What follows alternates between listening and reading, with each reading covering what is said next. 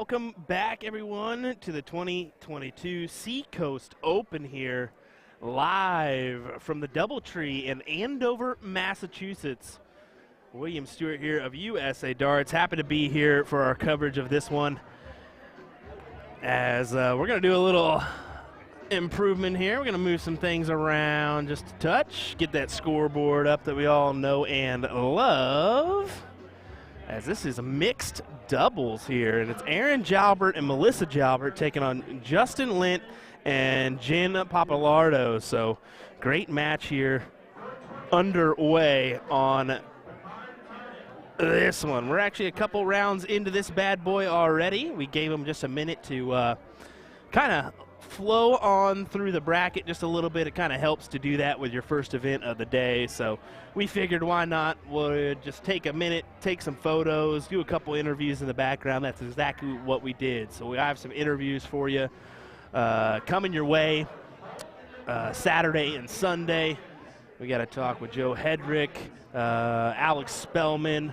We also chatted with Matt Stoner and Gary Brooks. We'll probably include a couple more of those along the way. But in the meantime, it's this match between Aaron Jalbert and Melissa Jalbert. Aaron actually took out a lovely 72 check his last time on the stream. It was at Which City, and he took out 72, 36, 36, and Melissa's mouth dropped in the mixed doubles event. I'm not joking on that one. Her mouth literally dropped. But happy to have these two lovely folks on the stream once again. And Jen Papillardo, she is actually your tournament director for this weekend. Her, along with Michael Butters, or Mike Butters, I should just say that properly. So, yeah, nice to see that. And a special little tidbit about Mike. Mike actually has his brand new, I think, 6-month-old kiddo, if that, here in the dart hall because he's helping out and is committed to running this dart event.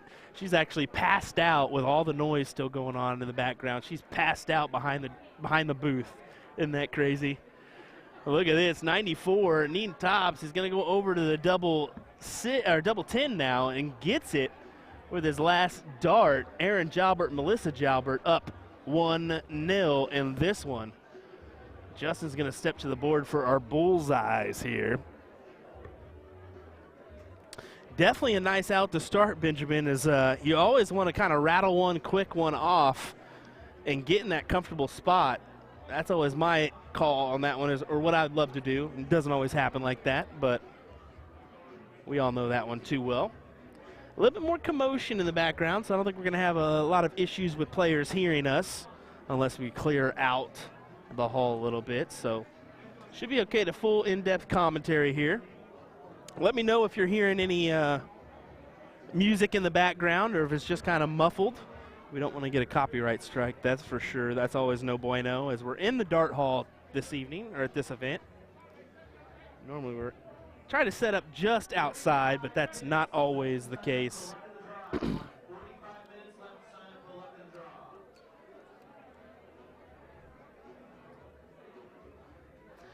They do have a luck of the draw this evening as well, as they just got the 45 minutes till last call on that one in the background. So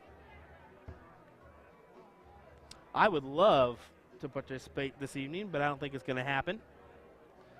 I think I'll be trying to join in tomorrow's blind draw. That would be nice.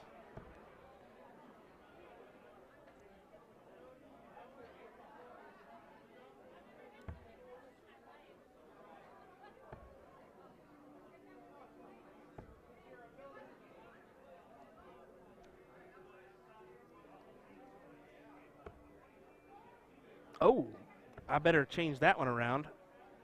Sorry about that, folks. Let me actually set you up because we haven't even played any cricket today, and we should have a cricket scoreboard up. So my apologies on that one. Let me get that up for you folks. That was probably a little confusing for a second there.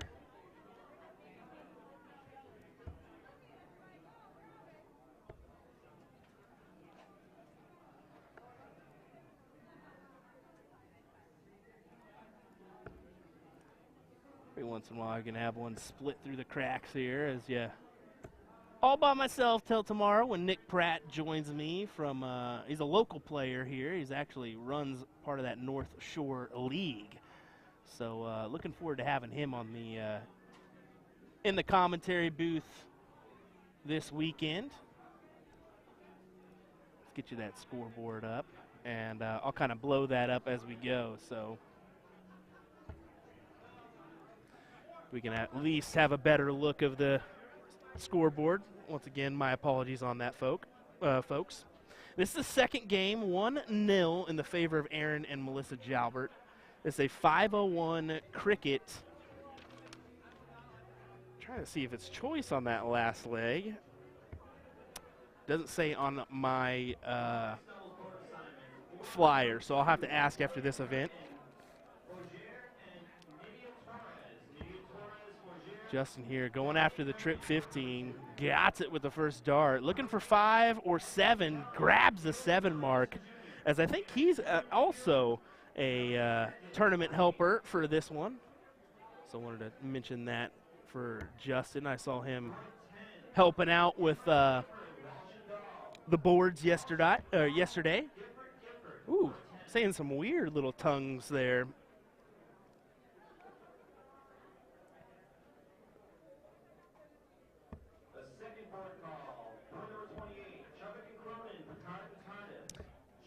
Benjamin Witt says, so I'd actually like to make a trip to New England someday. Never been up there before, and would like to play in a steel tip event, and B, to try my hand at cattle pin bowling. Well, I've not heard about cattle pin. Actually, I have, but I've never played that myself. Would be a fun event. But yeah, up here the game is completely different.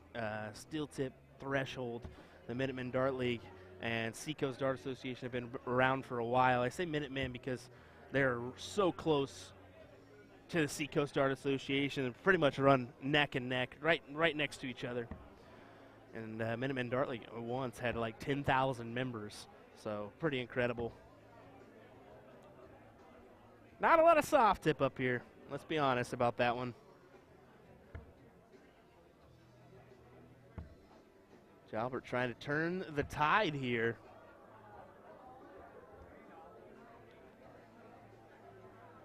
Not able to gather the lead, so Jen thinking about how she wants to attack this. If it's me, I'm going 15s first. She looks like she's going for that close first. Couple 15s will pad a 280 to 247 lead.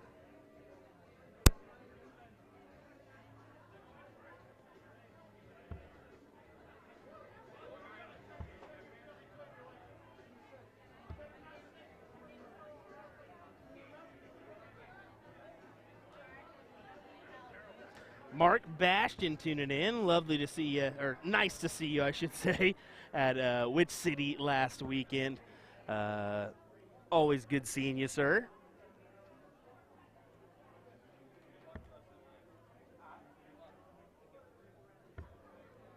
There we go.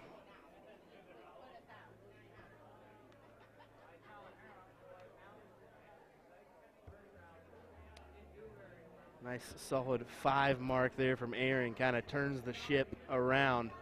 Jen with 2 nice trip 16s. Won't give her the lead. Jalbert, I think she'll go right at these 16s, try to close. That's exactly what she did with the first dart. Yeah, recovers on that last one for a 19.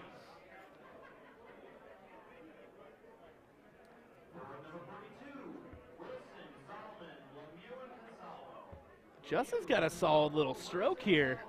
I'm going to tell you what, solid little player here. Don't know anything about Justin Lynch, so if you do know a little bit of information, let us know in the chat. Of course, he's from this neck of the woods. I mentioned he's a part of the Seacoast Dart Association and helping out with the tournament. Let us know if you know a little bit more about him. Shane Lindsay, hello. Thanks for joining us. There's Mark. He's coming in tomorrow bright and early. Love to see it. Going to be good to see you, sir. Mark says, Justin's a monster for sure. He's from Portsmouth, teammate for years. Mark, the situation bashes local team as Kyle confirms it. There we go. Yeah, good shot here. Little slip of the grip there. It's got a nice release. Very nice indeed. But Jalbert just needing one more on the bowl to win this event, or win this round, I should say, this set, and that's exactly what he does. That's a 2-0 win for Aaron and Melissa as they will advance into the third round, the top 32 of this mixed doubles event. As you can see, the room is definitely packed here, folks.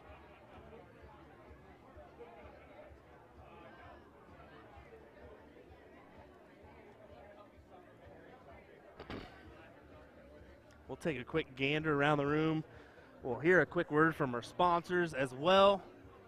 Let's do that in the meantime as you can poke out some of your favorite players here.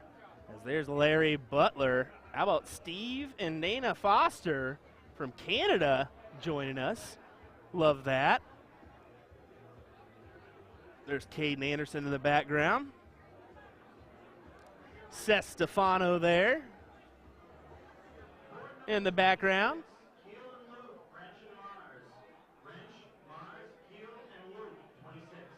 Looks like we're getting another board call on our streaming board. So how about that, folks? Already getting another one coming at us as we see Alex Spellman there in the background warming up as well. Brennan Mills, a local boy, playing as well. So hang tight. We'll have another one coming your way as Aaron Rrench will step up, and Marlise Keel as well. I think that's Kevin Luke and Marlise Keel that'll be playing in this one. So here we go, folks. USA Darts coverage of the Seacoast Open continues momentarily with another fantastic match. We'll be right back. William Stewart, hang tight, folks. We'll have another one coming your way in a second.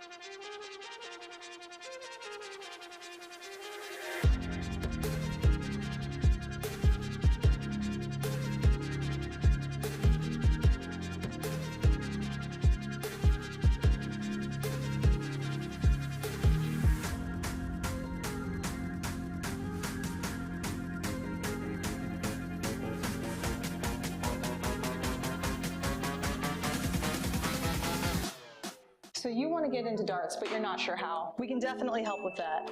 We're A2ZDarts.com, and we've been a dart specialty store for over 30 years. We have the greatest variety of darts in the country. But don't worry, we can narrow down that selection for you, whether you're a complete beginner or a full-on expert. We developed our own Colonial brand to offer an inexpensive line of darts, dartboards, and accessories, so you can get into the game without breaking the bank. Join our amazing community by going to azdarts.com.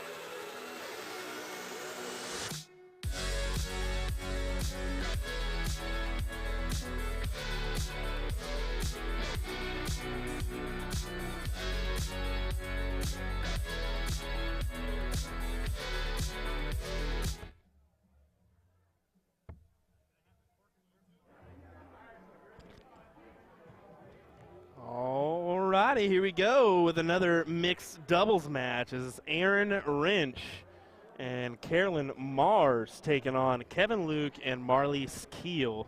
Should be a fantastic match we got here. So we'll go ahead and pull up our scoreboard. Marlies looking for a big 180. It's a 140 instead, but it's a handy 140 for Marlies. Carolyn Mars, of course, booking her place today in the U.S. Team National. She was one of the top two ladies alongside Callie West. This will be her second appearance going overseas. And it will be Callie's 6th in a row. Yes, folks, 6 in a row. Looking forward to seeing how Team USA does in Denmark.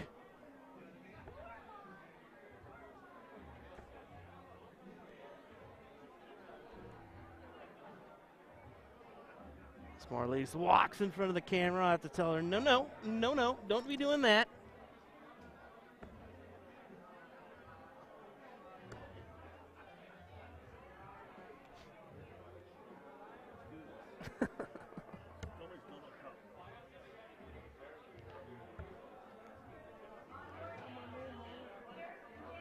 You'll find it. 138 here was the look for Kevin Luke over Marlies, or with Marlies Keel. Settles for that 136 to set up 32.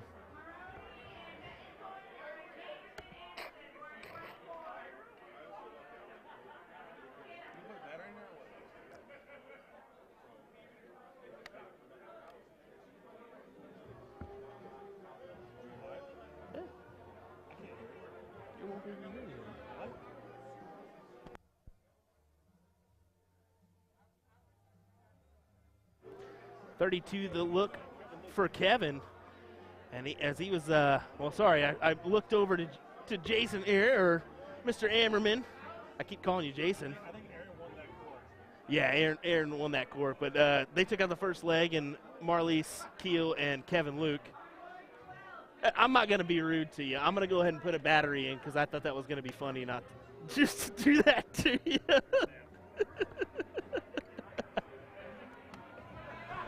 All righty, we'll go ahead and crank your mic on. There you go, buddy. I still can't hear nothing. Well, you're not going to be able to hear nothing, but you can't curse on here either, so. I won't curse. Oh, man. Definitely a little bit louder than I anticipated. It's tough to hear us right next to each other. Well, she had 2 19s. How do you feel about that, Cotton? Hey, 2 19s isn't bad, but that's the thing is, well, I would have said points on that one. That was better than my darts all night, but I did hit a 171 and he still busted on that. Now we got Aaron up tonight. Aaron, Minutemen Dart League player. Well, he hit 2 20s and he said, I'm gonna throw a 7 to give Kevin Lukey a shot at the 19s. Kevin's going to take the opportunity pretty quick. quick. Left-handed banded. Yeah, he may take a look here. He's going to take a look up. Oh, no, he did not. No, he missed that 20, didn't he? He hit a single. Yeah, just a big single. 5 mark, though, nonetheless. So well, he's from Sunnyside, Washington. Yeah, made a trek to get here. He said it was a good 6-hour flight. Well, he was in Florida. Yeah, he did. Well, he did. That was for which city? That was a 6-hour flight. Absolutely. He did do that. He went down to Florida and then went to Philly and then he went to Philly and drove up here and he was like, "Oh my God, I'm lost." He's like, "Hey, Fatty Matati, let's go to the liquor store." I'm like, "Well, where are we going?" But he had no driver license. He lost it. I mean, who flies without a driver license? Luke tuning in from overseas, the UK to be exact. Thanks for joining us, Luke. Dad tuning in as well. Appreciate that. I don't think they can actually hear me. What? You can't hear yourself, but they can hear you through this. Oh, it's Aaron up there with a trip 20, trip 18. Big hit. And a single 19. Big hit. Went ahead He's and closed trying to that send number. Kevin Luke back on the train home. Okay, Kevin Luke hit 50. But guess what, ladies and gentlemen? When you hit a 26, it's called a Kevin Luke. Oh, man. Now, you made the trek up here from Missouri area, right? Well, no, I'm up here for working. I'm from Missouri, but I'm up here for work. Here for work. Thank God, because my company pays for me to be here. Hey, that's a benefit right there. It saves half the battle for airfare. Yeah, exactly. And hotel fees. You can't go wrong there, sir. It's just more liquor funds. I think we all know what you're talking about there. I'm going to have to get on to Marlise about going the right direction here. She's been hitting us. There's a trip 16. Lefty. Oh, a single 15. Oh, 2 single 15s and a trip 16. Aaron's on fire tonight. He wants to beat Kevin Lukey. Well, Paul Rogers, I honestly haven't gave a shout out to any veterans yet, and I need to. You reminded me. Double bull, single bull, Kevin Lukey. Good hit. Thanks to all our veterans. Happy Veterans Day to you. We appreciate that. You know what? There is a lot of veterans out there having a lot of fun tonight in this tournament. Oh, yeah. Oh, yeah. There's a lot actually here in the room. Absolutely. Yeah. Hey, Donnie, I know you're watching. You're playing darts. VFW Peabody. It's not Peabody. It's called Peabody. Yep. He is the commander. He served in the Army. He's here tonight. Okay. He is the commander of the VFW. Does a lot for darts. On Sundays, they have tournaments there. That's the truth. I mean, honestly, here, the VFWs, there's a Marine Corps area I know. They do a lot of work with the VFWs. She's so serious. She's so serious. Look at her. Oh, yeah. Marlise takes it real serious. Oh, look at that. Single 15, 2 bulls. And I'm glad you mentioned that because I learned that the hard way, too, last week, or a couple weekends ago. It actually is Peabody. It's not Peabody. They'll get on me here about that one. I'll be honest with you. I still call it Peabody. Because in Missouri, we have a Peabody, Missouri. Mm-hmm. But they call it Peabody up here. And they also say car is car with a K. They don't pronounce their C's. It's kind of weird. But look at Kevin. Look, he's got little hands, though. He used to star in the Whopper commercial because he had tiny hands. That's what it was, huh? Look at his little hands. Aaron Rrench, last time he came up, he had a big trip 18, trip 15, and that kind of put him in a nice position here. Let's see if Carolyn could go ahead and hit this. I watched her play earlier today in the ADO Nationals, and she shot very well darts. She booked her spot. She did book her spot. She shot very darts. She said her very second nice appearance. darts. I didn't know that. I asked her beforehand. I said, hey, do you want to tell me anything? Have you been to this before? She said, yeah, way back in like 04. I saw some solid darts. Callie West tonight. Yep. I watched her shoot a 125 average in a single game. Ooh. Ooh. I thought I was watching the PDC all over again. Well, this is the thing. I told Callie a couple weekends ago, I said, hey, if we can find that level of women's game that we see overseas, we're going to be somewhere. And I think we're finally starting to see that we can see that possibility happen in the next few years. Here's the thing, though, about women's darts in North America. They're up and coming, and most guys get upset about it, but they're beating most guys. Yeah. And Callie West would beat a lot of gentlemen if she played in the men's bracket. If she did, I mean, if there was an open bracket, she played in it. Yeah. There's 10 women in this bracket right now, in this tournament, that would beat 50 men today. Yeah. And guess what? We have a couple guys, young men in this tournament. Caden, PJ, Caden, PJ, Sestefano, Joey Lanal. Steph. Oh my gosh. Yeah, so many young kids. Well, that's the daunting task. Is you talk with Joe Hedrick, and he was like, man, I'm just happy to get a go and all this, and there's so much talent in North America. And I said, yeah, you got to watch out for these youngsters. That is the main thing. He goes, yeah, you're telling me. And the worst thing about the young kids, they have no fear. No, exactly. Nothing. They'll go up there and don't care what your name is, how long you've been around. Joey had Darren Young's number for the longest time, and Darren let it be known. Let's be honest, though. Those young kids played in the CDC and won. Yep. They won, was it 21 and under? They came up and actually won the CDC titles. So you can't count them out. No, you can't. Aaron Rrench with a nice 5 mark there, and Kevin Luke only able to capitalize with 1 bull. So Carolyn with an opportunity to go ahead and win this leg, make it 1-1. She's been deadly. And look at this. She's going to get this. I have a feeling she's going to. Maybe not. That's a difficult dart to work around. I think she said, it's kind of hidden. Is it 2 singles? Nope, it's in there. That's in there. That's 2 singles for sure. 2 singles for sure. Yep. Good stuff. As we're going to see a third leg here. And I'm not sure, is this cork? Or I mean, is it cork choice the last leg? It is cork. If you win the cork, you choose. Okay. And go first. Okay, that's what I was wanting to know, is it how we did that last I think Aaron won that cork there. He's probably going to pick cricket. They hit 250 points on both sides. You see that? It's going to be cricket. And Aaron's getting the start here, so yeah, here we go. 20. Oh, beautiful. Ooh.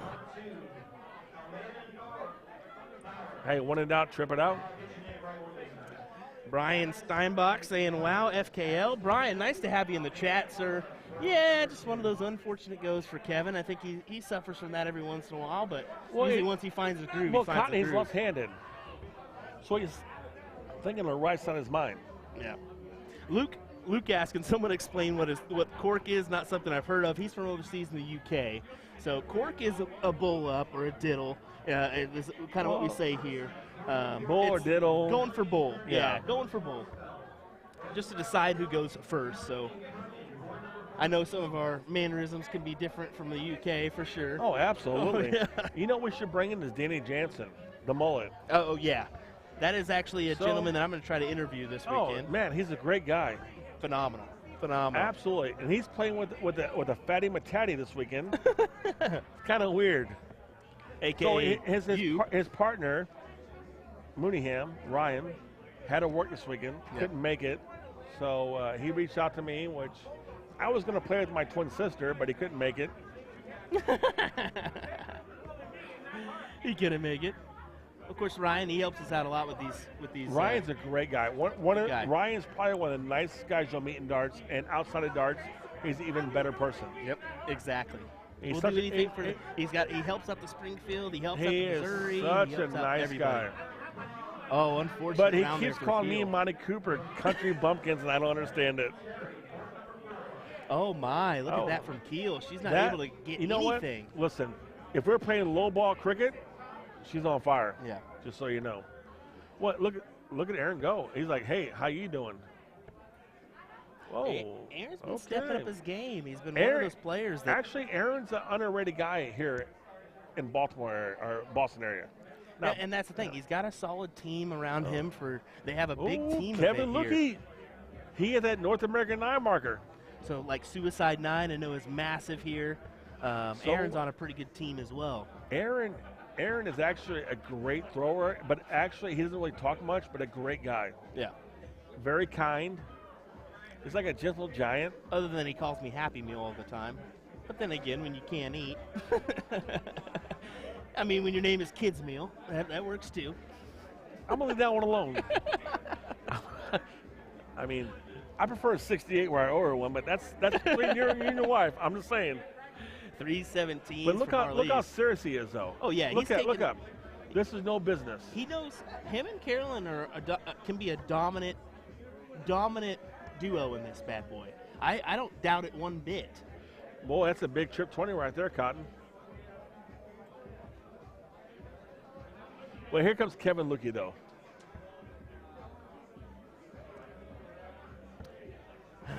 Another good one from Luke. So you guys call the green bit bull and the red double bull. A lot of people here call it 25 or semi bull. Yeah, that's another thing we do is we all the time we say double bull just out of habit because of cricket. She just hit with single 17, double 17. How about that, right? How about that? To close it too. The confidence. Man, I don't know, man. As Mike Maloney would say, there's no doubles in cricket, but I can hit them. I love doubles in cricket, especially Absolutely. At the right time. At the right time. I mean, here's the thing. Double 16, I feel so confident in that. If I have one dart and I need two of them, I'm gonna chuck it at that. I'm gonna chuck it at it. A lot of people don't like that answer, but I think there's times to play it, times not. But here's the thing, there's 4 16s right there. Aaron's not going away. He says, I want to beat. And let's talk about Kevin Luke, though. He's been a youth champion and a national champion. Yeah. I think he's only been the first American to win youth and national. Yeah, and he won the national title in Vegas last year. Multiple times. Yep. He won it last year in Vegas. It was nice to talk with him right after that. I still think he started in the Burger King commercial with his little tiny hands. When he holds a Whopper in his hands, it's very tiny. We did a competition today, and him and Hannah Smiley had the same size hands. They were both small. Good. That is good. They were very small. Bill Swikart says doubles, thumbs down always. Oh, no. Hey, Bill, listen, I watched you throw darts, and you've hit a lot of doubles against me. Bill from Maryland, right?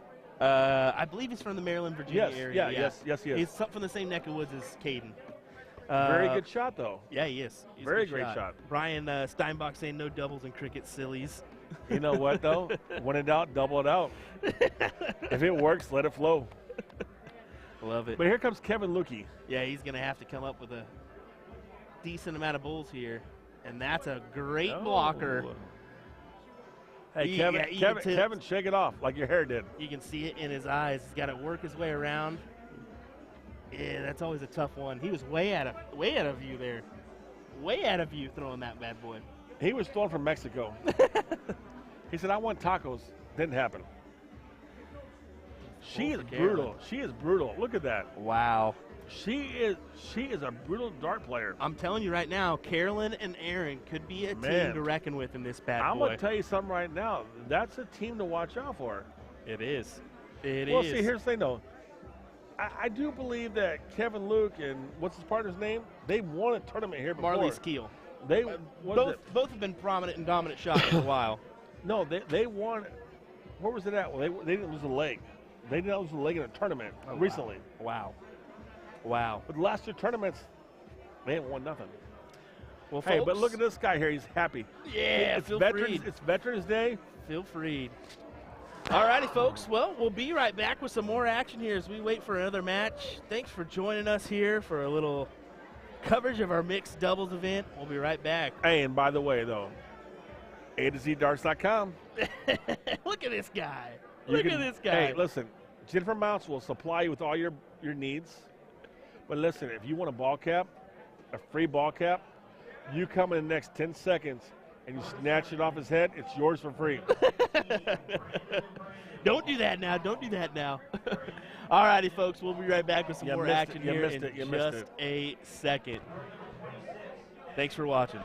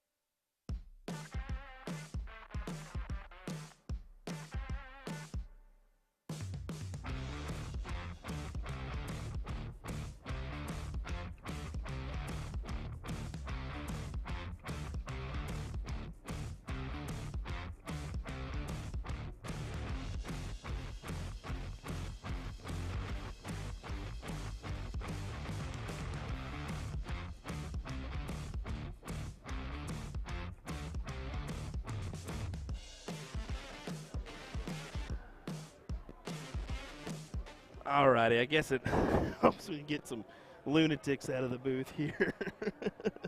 My apologies on that one, folks. This is a good match. We got Brittany Elliott, Jim Kelly taking on Robbie Phillips, and is that Patty Waltz? I believe it was Patty Waltz is what I saw there. Looking at double 10 here. Try to win this leg, make it 1-0. Falls below. So Kelly is going to get a look at this 59. And he kind of shakes his head at that one, knows that's not going to be enough. Going to need a little bit more than that. 16 for tops.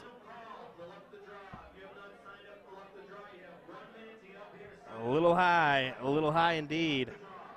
This is a round 3 matchup, so this is going to be your top 32. Inside, let's take a look at that double 5. She's going to go right after it, and unfortunately she's going to fall into the 5. Going to have to split that one or bust it. She chooses to split. Just a who wants it more here. Look at that, and tiny points from Brittany. A long dart as well. She's got a super long shaft on that. Some long points as well. So definitely a mentionable there. Robbie Phillips looking at double 2.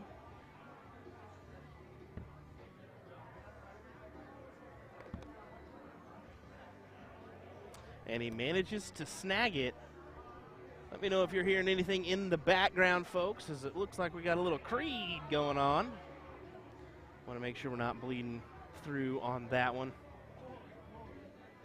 Let me go ahead and get my stream up once again here.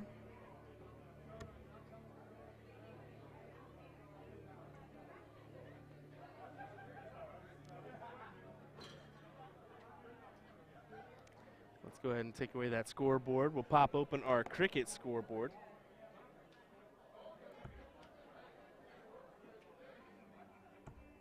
That one throws me off all the time.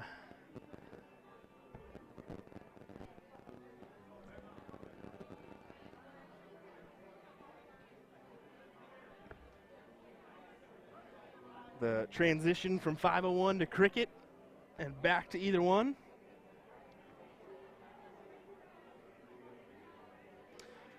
$108 people tuning in. 118 people, my apologies, tuning in right now. Definitely thanks for joining us. We appreciate it. For our coverage of the 2022 Seacoast Open. I'm actually going to go ahead and make an adjustment with that music in the background. I'll be right back because I'm going to go ahead and turn that down just a hair.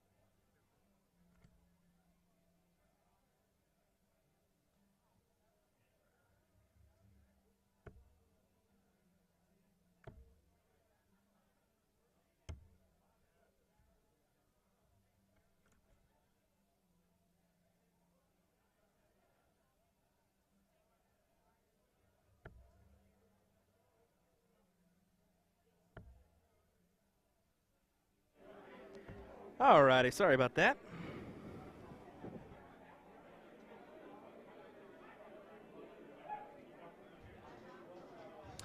It was getting a little bit loud in the background. I just want to make sure that we were good. I know that we had some crowd noise as well, which is always nice. So, good amount of people here at the Seacoast Open. 60 boards in play. I did not know that, but yeah, 60 boards in play. We have 4 different areas that we're playing out of, as we're actually have 3 rooms set up, this one and the ones next to it.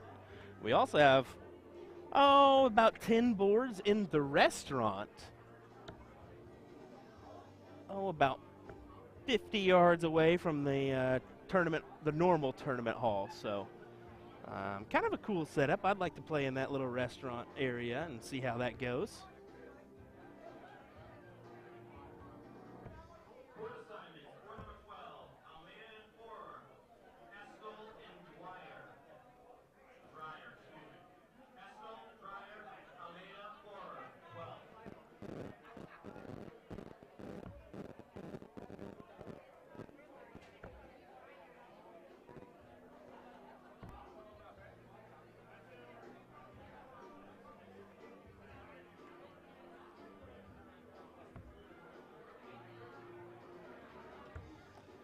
Jim going ahead and closing the 18s. Pads a lead with the 19s there. So Robbie's going to be gunning for the 17s, I think. Trying to pad or get a lead of some sort.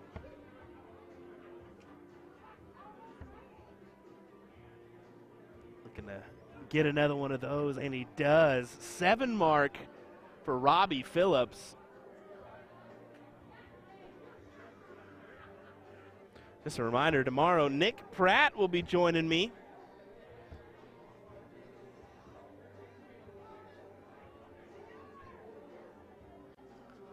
He'll be joining me tomorrow and Sunday for some commentary in the booth. Happy to have the guy out of the North Shore of Boston join us for a little commentary. He did a great job at Which City. Figured we might as well have him back.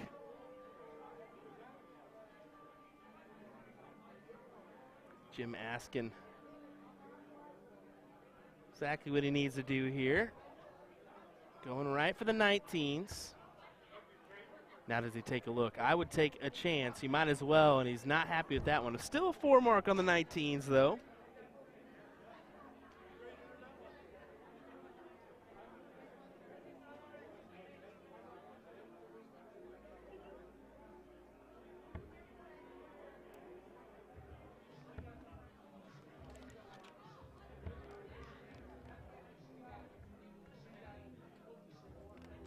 I still can't get over how long Brittany's darts are, man. Just look at those things. Javelins. I wonder how long her points are, first off. That's my first question. They've got to be 40 millimeters. They look like almost like a reflex point. Maybe they're Dart World points. They could be Dart World points. Just kind of have like a slim down towards the end effect to them.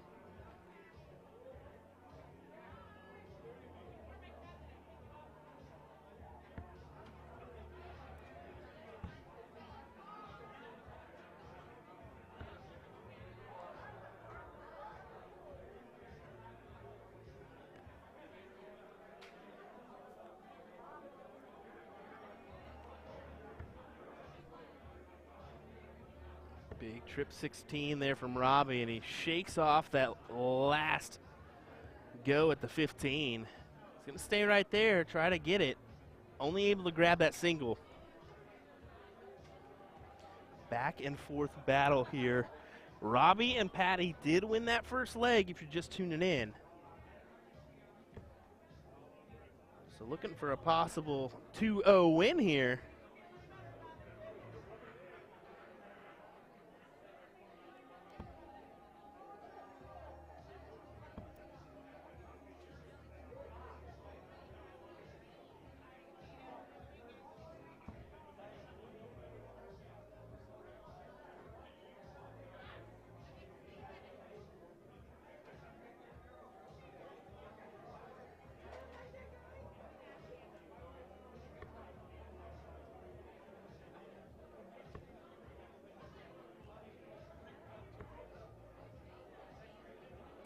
It's just 1, 2, 3 needed it for Robbie. I wonder how many times he's done this in his career.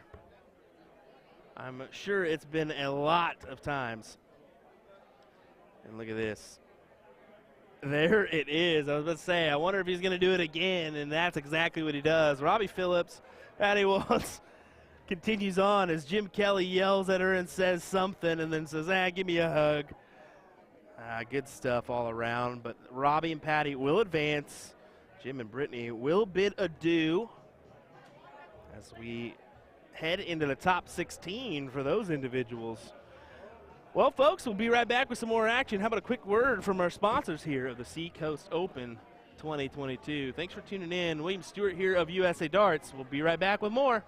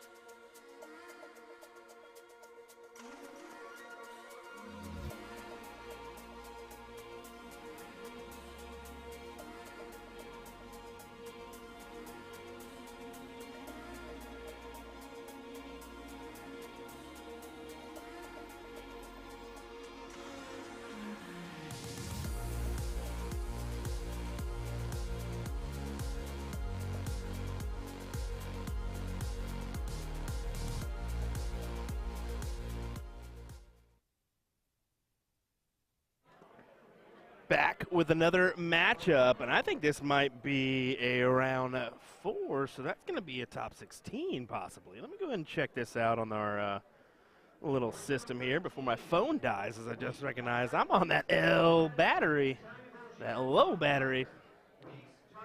Let me go ahead and pull that up just to confirm that this is a top 16. I want to make sure of that one. But here we go. This is Aaron Perron and Mike Steinberg taking on Tasha Nicole and Dustin Holt. I always put a little emphasis on those A's as Tasha. Let me know one time, it's not Tasha, it's Tasha. And I said, okay, I'll be sure to let everybody know from here on out. And that is exactly what I like to do, so why not? Why not? All right, let me go ahead and take a look at this little bracket here, as it looks like we're to the top 16. The Fosters taking on Tom Curtin and S. Kelly. That should be a good one. Robbie Phillips, Patty Walt, who we just had on the stream, taking on Callias? We gave it a go. We gave it a go. Probably butchered that one. My dear apologies on that one. We still gave it that old college try, I guess. The Jalbert's taking on David Waltz, K. Dahl. And then Jason Watt, Paula Murphy awaiting the winner of Alex Spellman and Caitlin Stewart. Miss Stewart, PJ Stewart's mom, and DeVito and T. Jazz. Go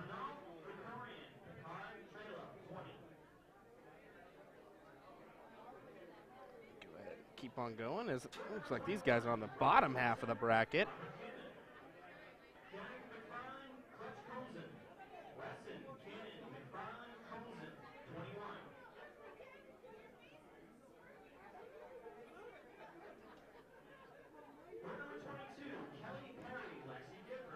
Yeah, this is a top 32. It's not a top 16 yet.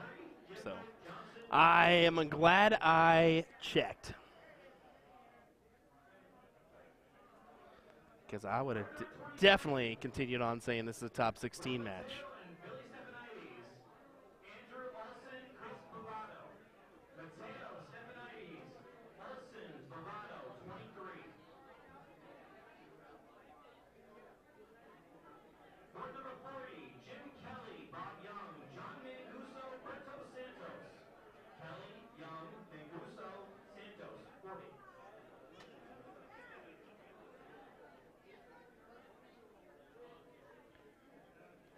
Tasha and Dustin already at 16. It's after 18, so maybe a little bit better effort there. But, I mean, she did have a look there at the last go, so you can't complain about that at all, especially in a mixed doubles event. Your opponent's all the way back still in the high 100s, so Dustin looking to check this out here. First dart it is for Dustin Holt. Good shot there for him. Gives a little knuckle there. We'll take a side view of Mike's throw.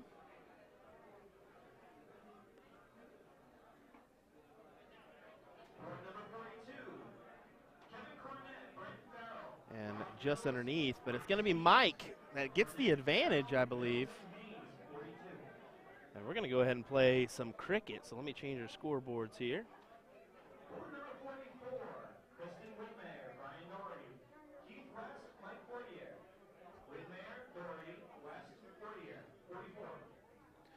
So here, our tournament director call out some, or the staff calling out some boards in this one.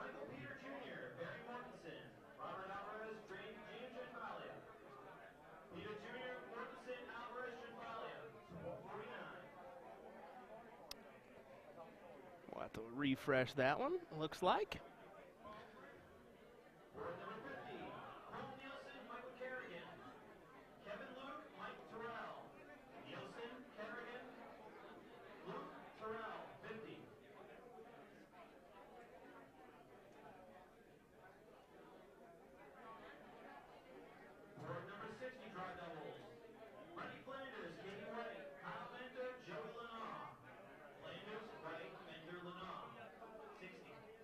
Great second, and she lays it just on top of that first dart. She goes right up top to try to close, or try to keep padding some points. My apologies. It's actually, she took that quick option at the 19s.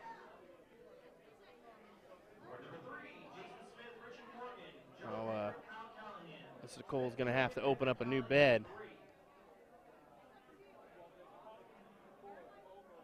Just 2 scored. Thinking about these mixed doubles matches, they can usually be a back and forth intense battle, especially when it comes down to cricket. I mean, sometimes you're only seeing 3, maybe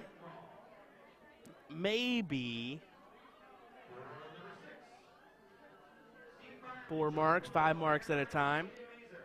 You do see occasional big hits, but usually it's 3, couple marks here or there, scattered around.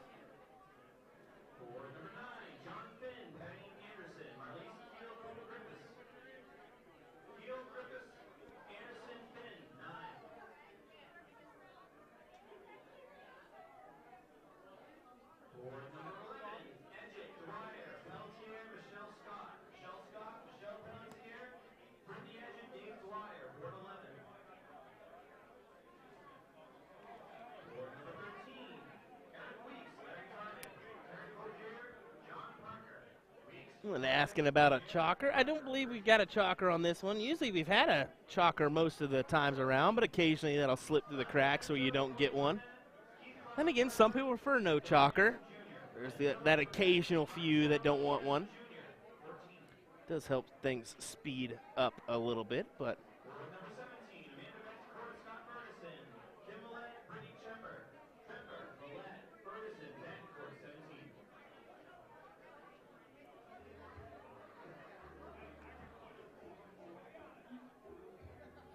Holt's going to have to come up with something here of value.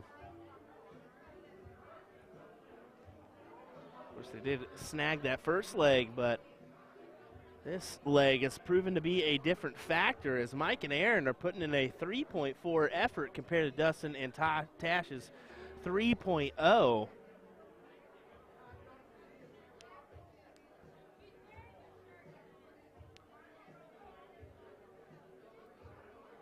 She's going to stay right there with that second dart. This looks like she's going up now. Yep, just a single mark.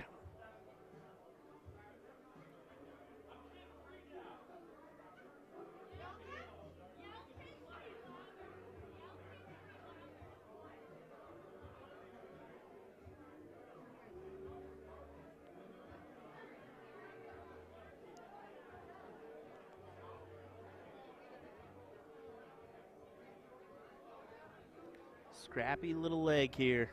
Scrappy indeed.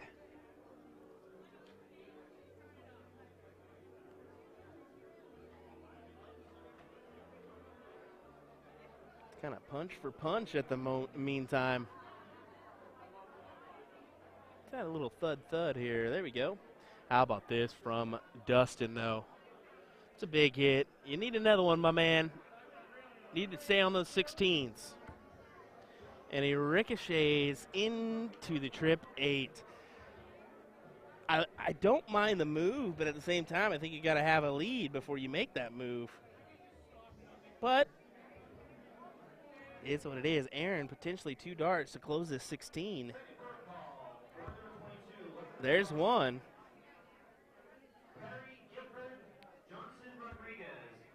And there's a second, so exactly what I thought would happen. And she pads a big trip 15. You see a little fist pump there as well.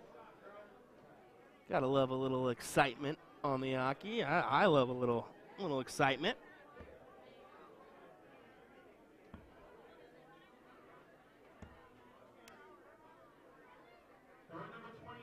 Yeah, you can see Dustin there saying, gotta go for bulls, I think. He was motioning, hey, can't just try to play catch up here.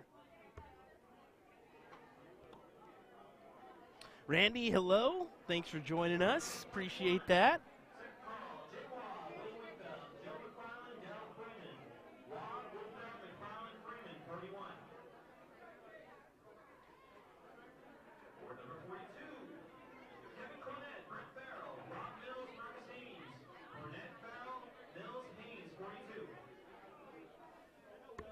Justin needing 5. Not going to happen now.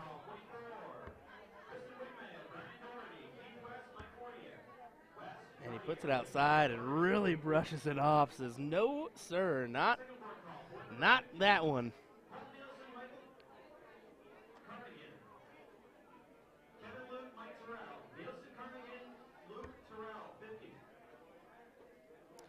I'm going to go ahead and assume Mike and Aaron may be local players.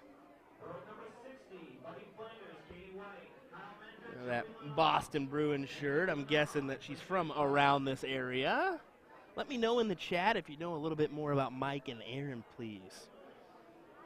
It's going to be nice to have Nick Pratt in the booth tomorrow, as he's actually from this area, so he's going to be able to tell me a little bit more. And look at this from Tasha. Or Tasha, she goes ahead and hits 4. That's going to win it. That's the match. Yep, that's it. That's a double, 2 singles. That's the game. Mike's a little confused.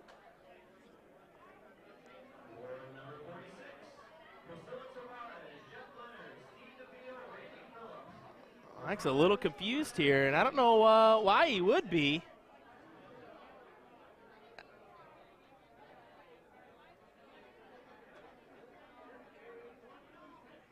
He's just overthinking things here, possibly. I don't know.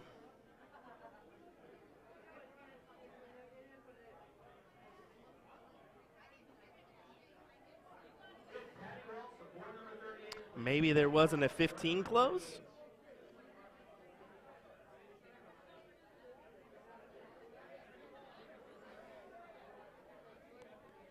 Maybe I'll go out there and check, and maybe I can give him a little help. Hold on one second.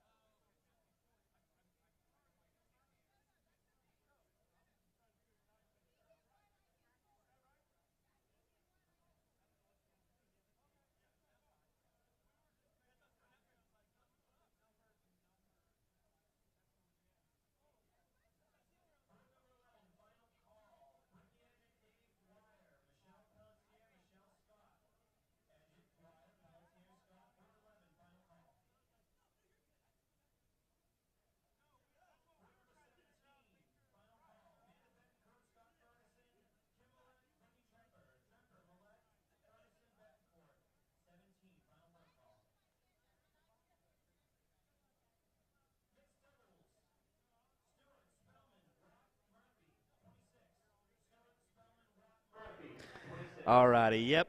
Just wanted to go out there and confirm that that was 5 bulls. I think that was the deal, is they had a little 5 in the corner and just misunderstood what that meant, I guess. So, I mean, to each their own. It happens when you're in the intensity of a match gets underway. So, no harm, no foul. They worked it out. They're having a little fun combo about it, laughing about it behind the scenes. So, good stuff nonetheless. All righty, we'll be right back, guys, with some more action, as it looks like Jason Watt and Paula Murphy may be coming up here. Hang tight. We'll find out who our next match is.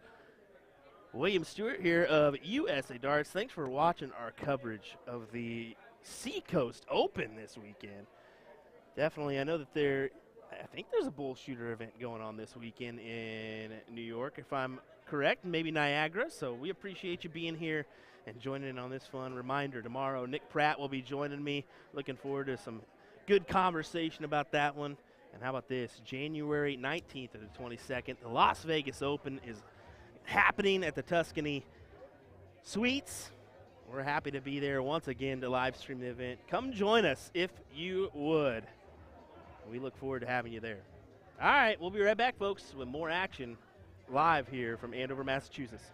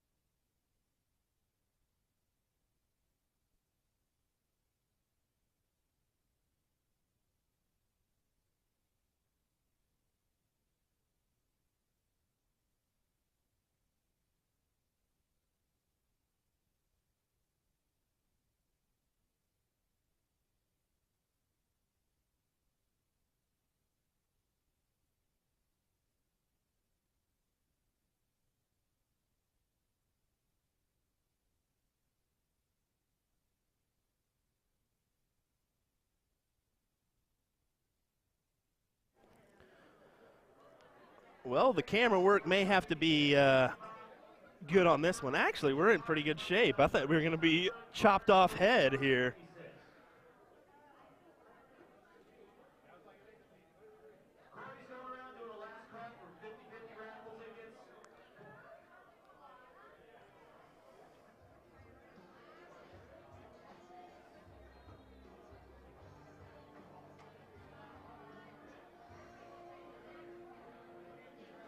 Well, here we go.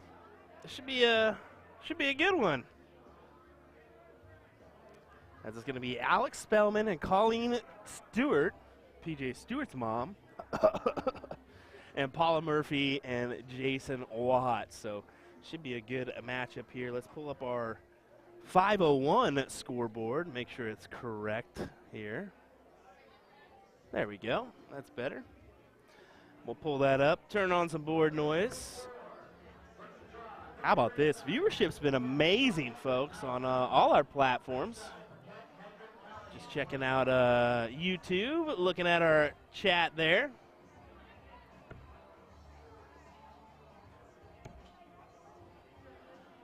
'87 currently on YouTube. Thanks for tuning in. 100 plus on Facebook.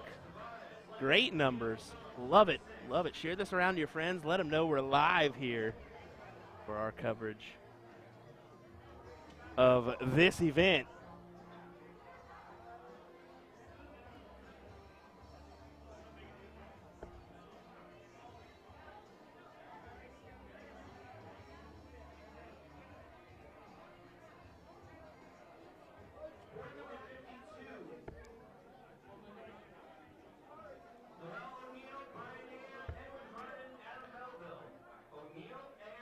I don't know why we're a little bit washed on that player cam. I do apologize for that, but maybe it's that chandelier in the background, that bright chandelier.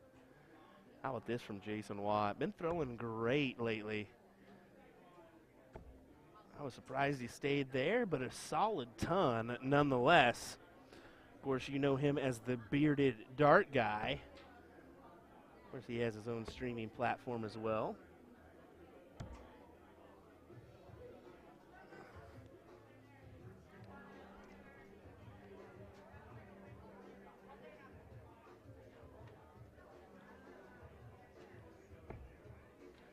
Paula Murphy took second at Which City a few short weeks ago in that 501 event, losing out to Callie West, who's had a great couple of weekends. She won both the cricket and singles event at Which City, then turned around and won the one of the top two positions in that U.S. team event. Looking for another 501 and cricket title this weekend as well. How about this from Alex Spellman? Staying right there, a nice 140 from him.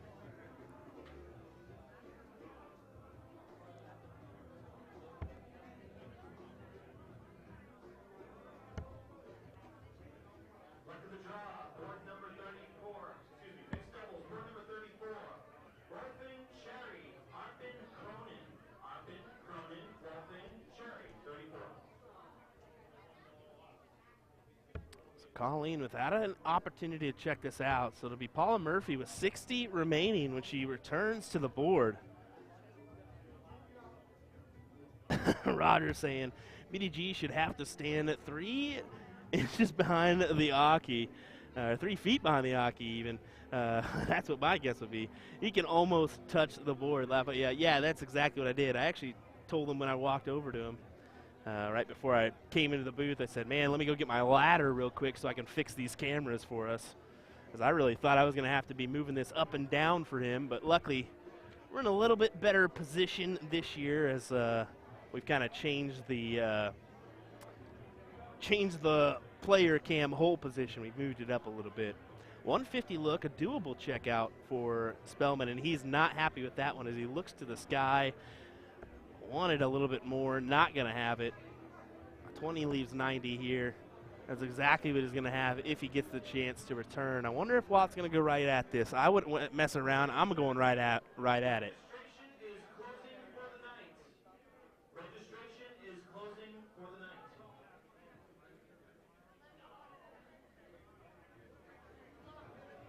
looks like he's going right at it, but you can't tell with how massive he is. It looks like he's looking down at that trip or that double five. Exactly what he's doing, honestly. Kudos to him, though, for pulling that one out. We'll take a closer look at this bull here. Just outside. Watt to have the throw to make this hopefully or what could be a 2-0 match. But he's not going to get the start. It's going to be Spellman. Now, I did want to mention, because Spellman mentioned it to me, and he said, you got to mention this for me. And I said, what's up, man? And he said, in my last match, I averaged a 99 in 01. And I said, dang, that's pretty good. And he goes, yeah, but then I averaged a 1.1 in cricket. I died. I was like, oh, buddy. Oh, buddy.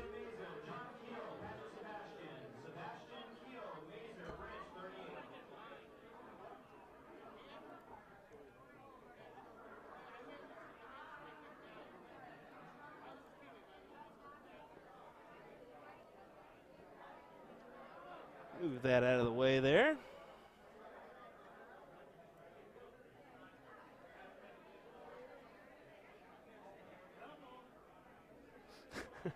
At this point, Watt's like laughing. He's like, all right, no big deal.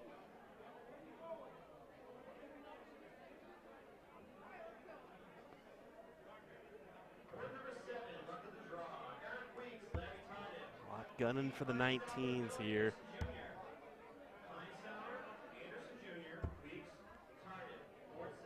Not going to find that triple. Just 2 scored. So does Colleen decide to quickly close here is the question. That's what she's going to go towards, but she goes ahead and goes right back up top. Smart move. That'll be just a single mark.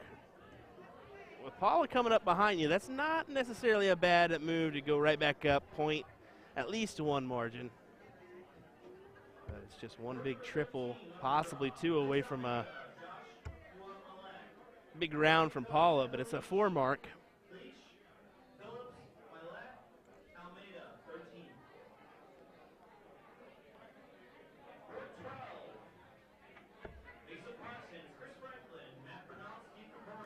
Look how far that dart has sunken in for him.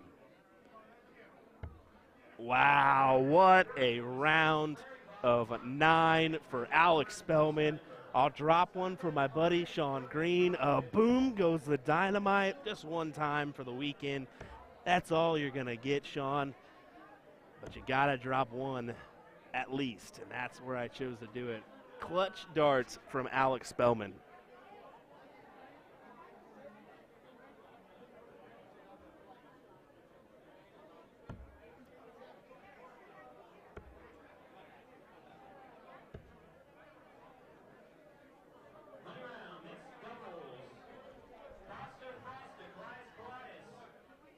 Yeah, Bill, a 1-1. Isn't that nuts?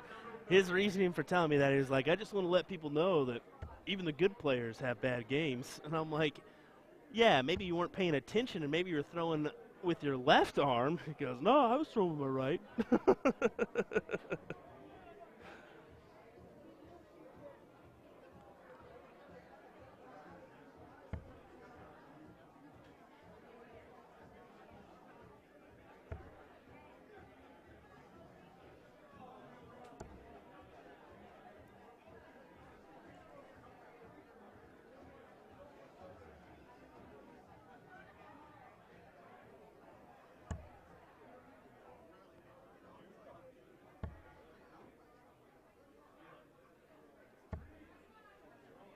I wonder what darts BDG's rocking there. Maybe a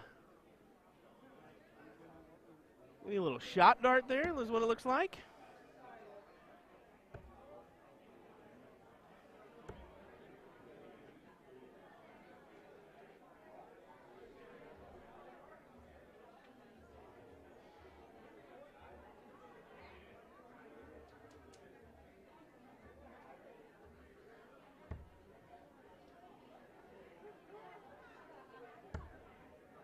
Megan Green. I picked the perfect time, didn't I? I knew you were chiming in and would let him know. I dropped another one. You'll have to ask him about that later. As I texted him earlier and I said, yeah. All right, I'll just go ahead and say it. I may have yelled "Boom goes the dynamite" after the old after the old national anthem, and it didn't hit as well as it would in other places up in a steel tip neck of the woods, let's be honest. Oh, man.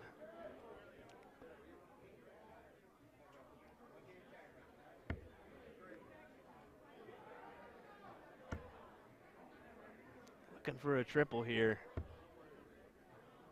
Not able to find it. Just 3.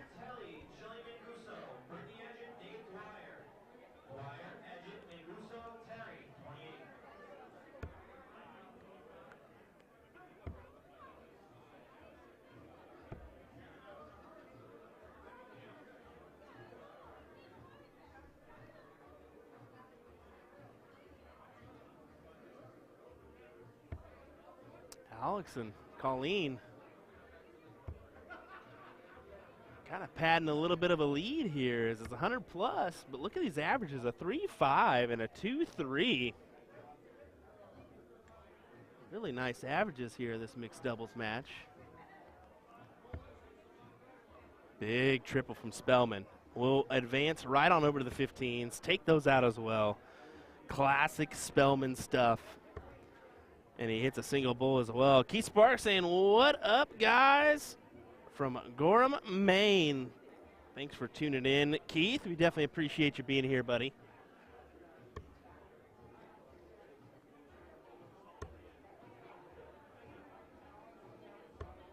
Oh, Patrick Baker. I'm going to guess 6'5", 6, no, 6'7", 6'6" is what I'm guessing for BDG.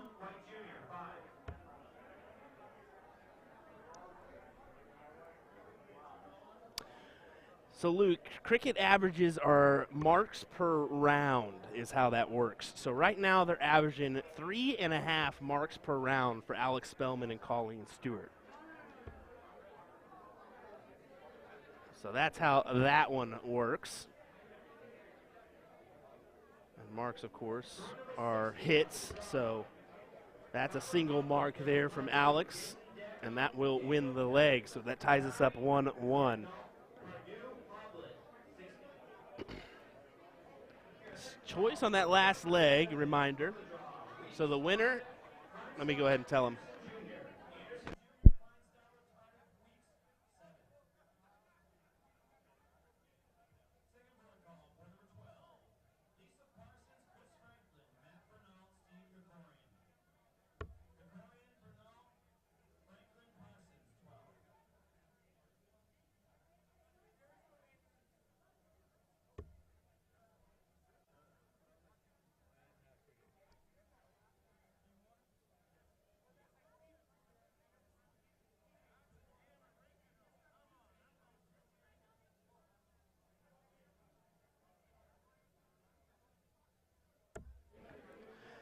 All right, I wanted to hop out there, make sure that they maybe they haven't been in that third game situation, so that one can kind of escape you when you're in that predicament. So I just wanted to make sure they were good. Yep, all good. So here we go. Last leg decider. Who will advance?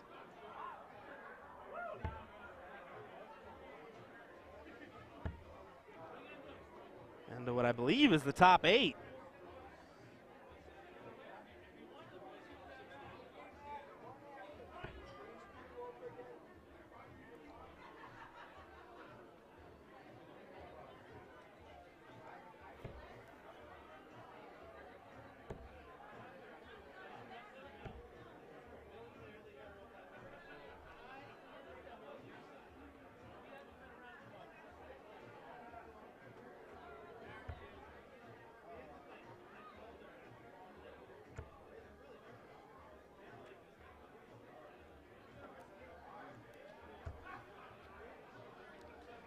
Three singles there for Paula. So I wonder if Alex will go right at this. It looks like he's gunning for those 19s, exactly what he does. Up to the 20s possibly to grab some points. He says, come on. Wanted a little bit more from that one. Does go ahead and snag a single 20, though, to add a little bit more points. Forcing Watt to the 18s or 17s.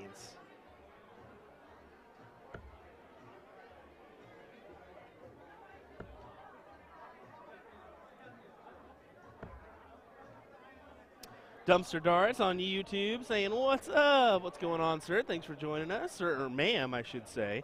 Bigfoot Shaver saying, greetings all. How's it going, Bigfoot? Thanks for joining us. Love having you here, as always.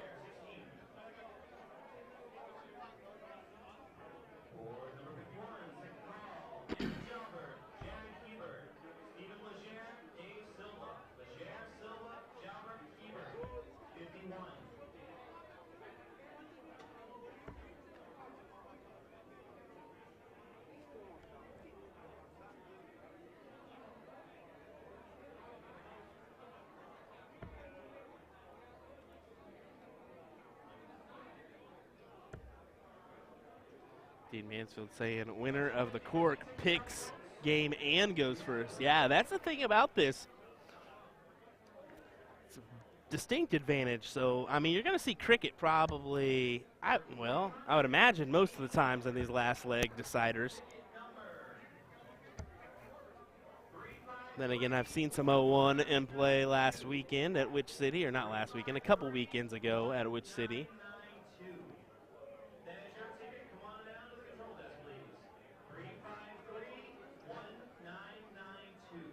Looks like they're calling out a raffle winner. Get those raffle tickets bought up if you're in the building. Remember, folks, there's still time to come on down to the Seacoast Open if you're in the area. Lots of events happening tomorrow. Let's rattle them off for you real quick, as we've got men's doubles in the morning at 10 o'clock. 11 o'clock is going to be women's WDF singles. 1 p.m. is men's singles.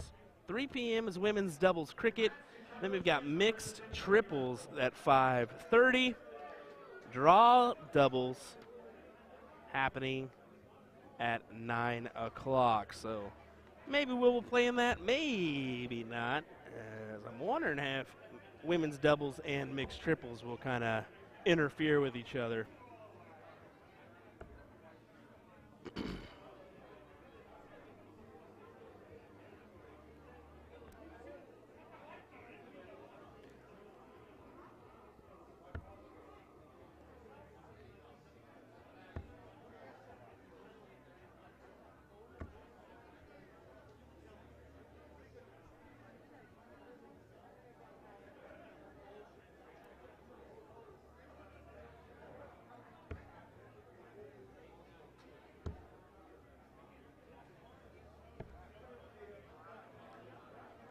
Colleen just putting herself just in front by a little bit. Goes back to that 20.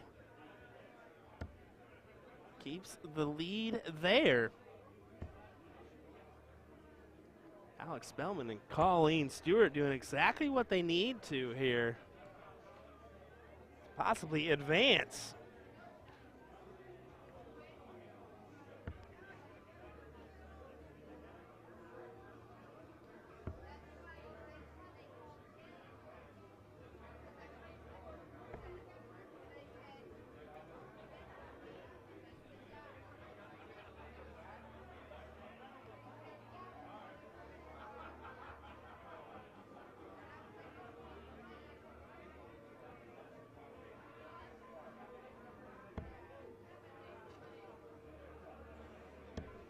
Watt is hoping to open up that 15.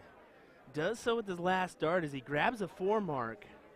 But he's wanting a little bit more than that. Possibly could have taken a shot at possibly closing those. I don't think it would have been a smart move. I think the play was definitely stay there on the 15s.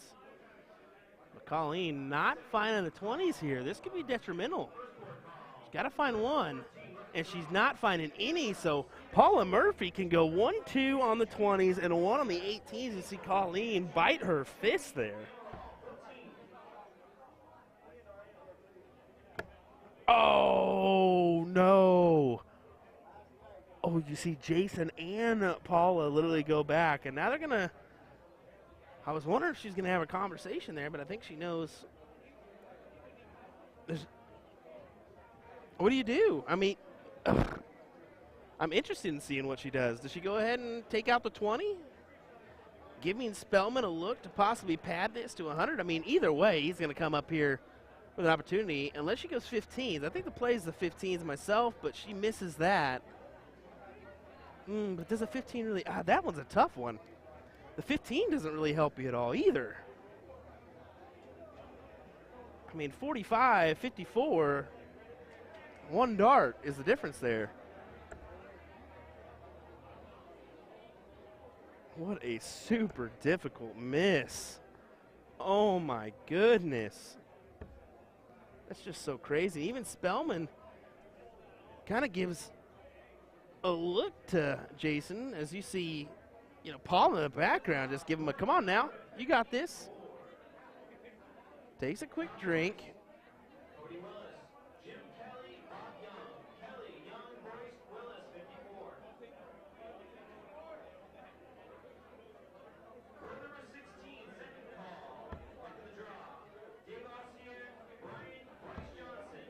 Needed a triple. It's got to find one here.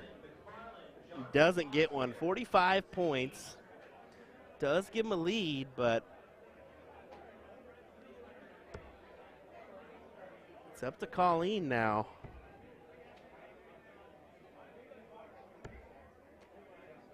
Oof.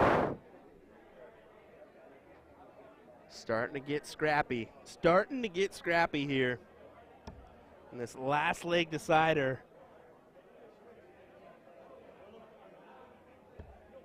Oh, huge, huge trip 15. That was a massive for Paula Murphy. She goes ahead and collects that single 20 that she needed to go ahead and close. But it's all 18s for Spellman. He may take a look, though, if he hits that one. He's a player that will. He's not going to stay there for two trip 20s or two trip 18s. He'll hit one, take a look at that 15, but not going to get it now as he misses outside with that first dart.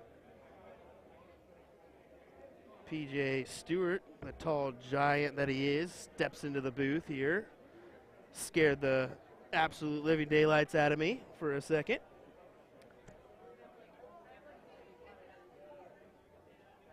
When you head off?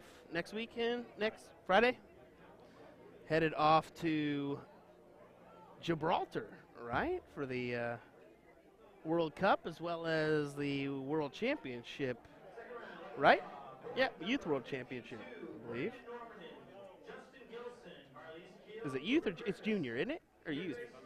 Okay, youth under 18. There we go. Oh, how about this from Watt? Oh, just outside. How about this? Mom up to the hockey. I always laugh because your mom hits me with, don't say nothing bad about me every time before she comes up to play on the stream. I find it every time too, so remind her about that because she does it every time, and I remind her every time. Well, it's one bull there for Paula as they go ahead and win it. It'll be Paul Murphy and Jason Watt advancing, coming through what looked to be Alex Spellman and Colleen Stewart's leg. Unfortunately, they suffered the L there and will bid adieu. So, all righty, folks, hang tight. We got more action coming your way here momentarily on USA Darts coverage of the 2022 Seacoast Open. Thanks for being here and watching our coverage. We definitely appreciate it. We'll be right back with more in a moment.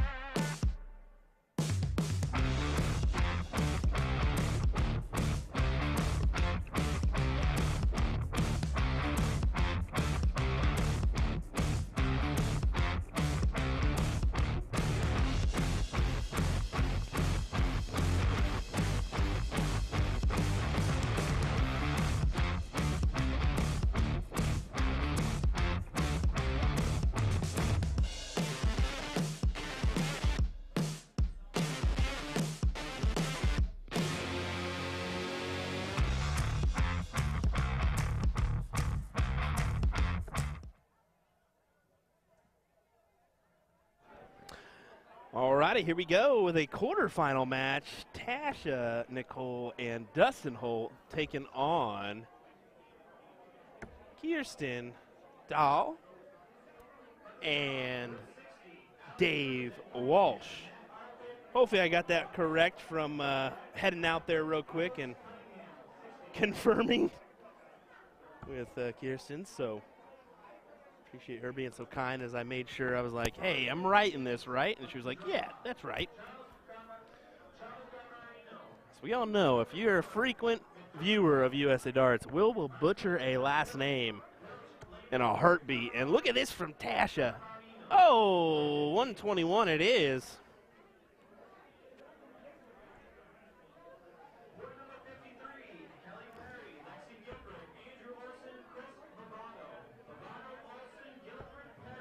Oh my, Dave Walsh. I'm going to say, don't do me like this, Dave. So 121 with a 125 follow-up. Love that.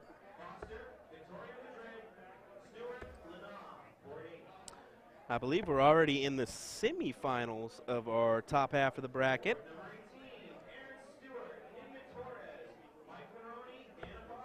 To take a look at that bracket one more time.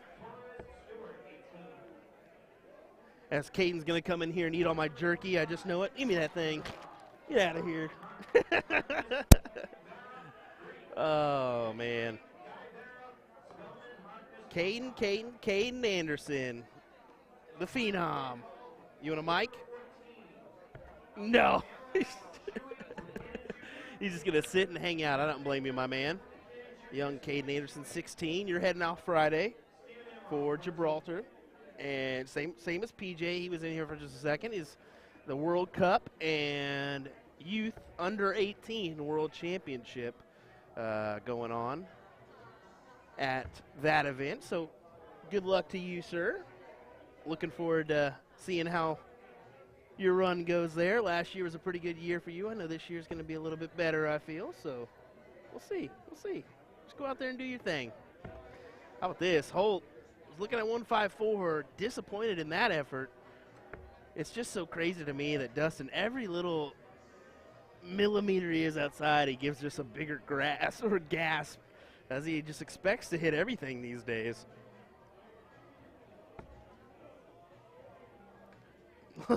Luke says, send me some proper jerky. The stuff here is nasty. Well, I'll make a solid trade with you, Luke. You send me a flake, you send me a crumble, you send me some Aero bars, and I'll send you some authentic jerky, my buddy. We'll make a trade here. I'm a sucker for English candy.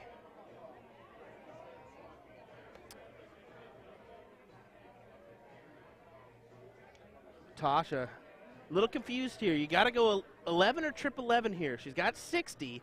She's got 61 left. 11 leaves bull. 33 leaves 28. So it's going to be trip 11 for double 14. So let's see what she does here. She takes out the earbuds. Asks Dustin. Oh, she went 15. She went the 45 route to leave double 8.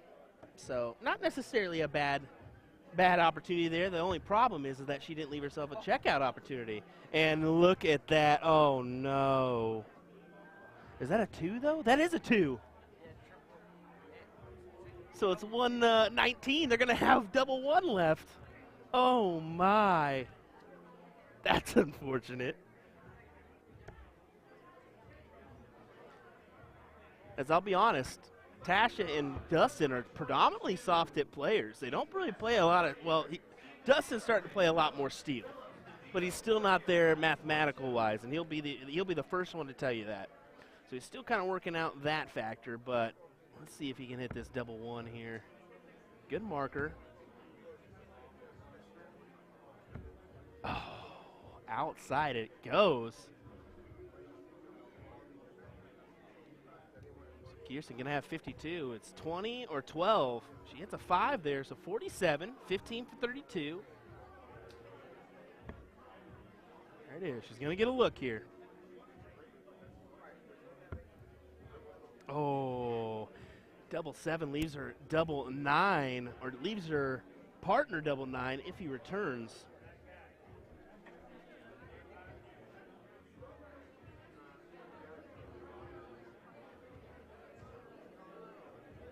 Randy asking if I'm going to be in OKC next weekend. Possibly. I possibly will be there. We'll see. We'll see. I'm going to see if it works out with the Mama Bear, as I call her, a.k.a. the wife. We'll see if she goes for that one or not. Walsh hits it with the second dart. They're going to go ahead and steal that leg away. And it's a double bull. Or a bullseye, as they say overseas, as Caden looks at me like I'm a loser.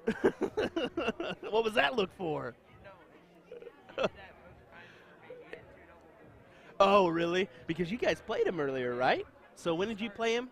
The first round? Third round, okay. So Caden's saying that he played them third round of action, and he did that both times.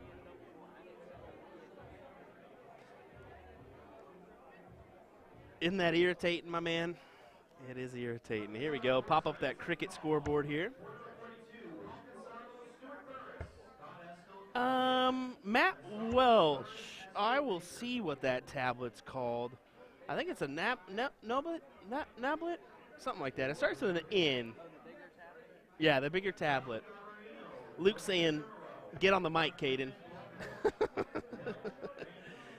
Let's be honest. Caden's been doing a pretty good job about hopping on the mic every so often. He's a guy that frequently comes into the booth, likes to check out what I'm doing. Of course, A to Z Dart sponsored player, USA Dart sponsored player, so we love having him in here. But you're still a little shy, let's be honest. You'll hop on here and there, but I can't blame you. I can't blame you for not doing so. And Bill Swikart, of course, says, in his PJs, ready to go to bed, or go to sleep, kid. He's in his PJs. He is in his PJs.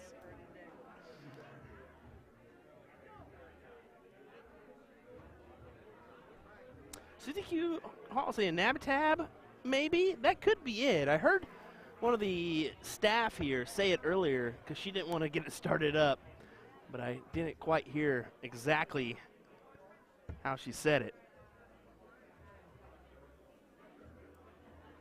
But I'll find out that information.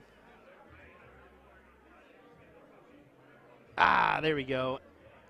Anna saying it's a nabby. So Anna, of course, of the Which City Open, tournament director there. Hello. Thanks for joining us, Anna. Appreciate you tuning in.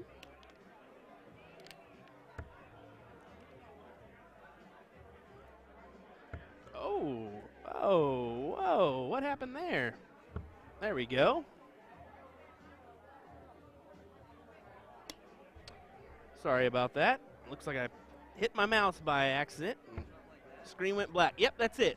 It's a nabby. Good job, Caden. Caden looking it up. What is it? 24-inch screen, yeah, so perfect for the stage. If you have a tournament, have a stage setting, grab one of those bad boys for Dart Connect. Perfect. Luke, what is more popular over there, Darts Counter or Dart Connect? Let us know. I know that's a popular platform in the UK. Yeah. Doesn't surprise me. Doesn't surprise me, especially with the mixed. Yeah.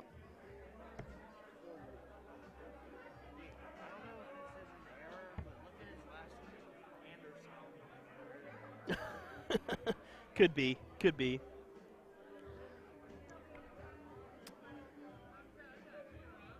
Luke saying 3 a.m. and still going strong. Got to be the craziest follower you have here.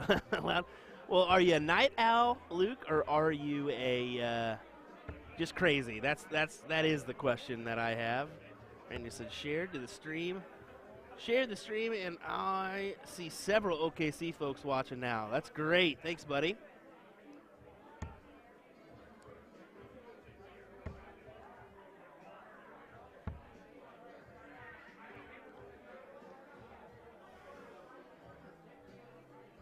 Dustin doing what he needs to do.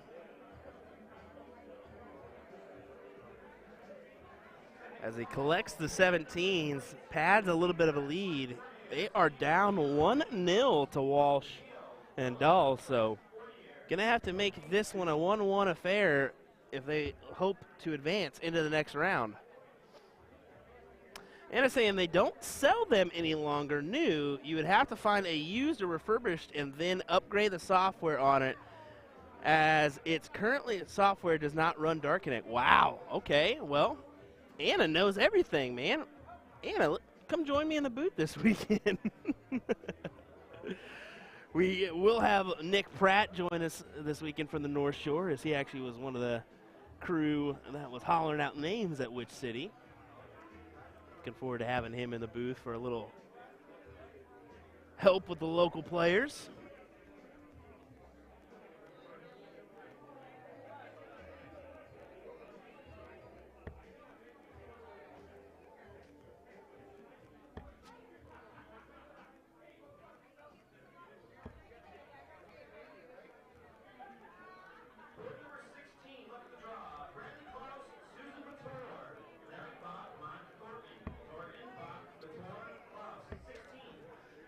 You know, that's what I was afraid of if I entered that blind draw. As I was like looking at the clock. Once 12 o'clock hits, Will hits the hay pretty hard, my man. So I'd have to go at least 1 and out or 2 and out, and then I'm done. Ain't no way I could hang. Not like you youngsters. How long do you stay up? Probably 4 a.m. on occasion. 2 to 3, get out of here. I'm dead for 3-4 hours by that point, my man. Oh my goodness. That's crazy talk, buddy. Crazy talk. Is Tasha manages to get the leg there. 1-1. Aaron Rrench says, Will, bring me in the booth. Buddy, I'd rather get hit in the face with a sledgehammer. No, I'm just kidding. No, I'm just kidding. No, we talked about it. We're going to do an interview with you tomorrow. I'll probably bring you in the booth. I think you'd definitely enjoy it. Maybe get you in there with Nick. Why not? That'd be great.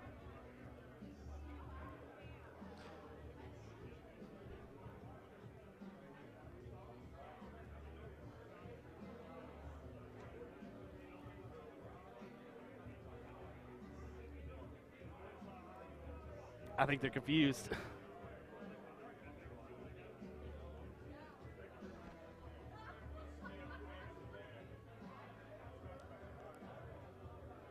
I think they got it figured out. Maybe I won't have to run out there and tell them. I don't know. Beats me.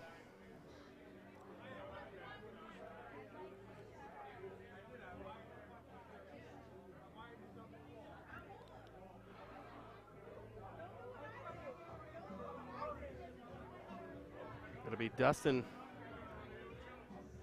Tasha to throw first then. They choose cricket. Throwing a nice 4 average in that last one. Love that. You're hearing a little commotion in the background. Hey-oh.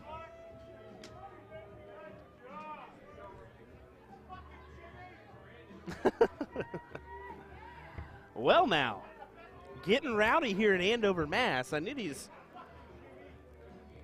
Boston folk were a little bit rowdy, but now we're seeing it here. Love it. I love it.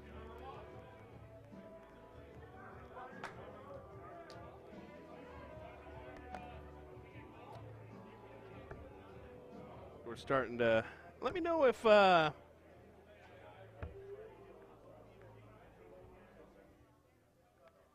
me know if you can hear anything in the background here. Well, I guess I better turn up my mic. Let me know if you can hear anything in the background as far as music-wise. I think we got it cranked a little bit, so I may have to go make an adjustment on that one.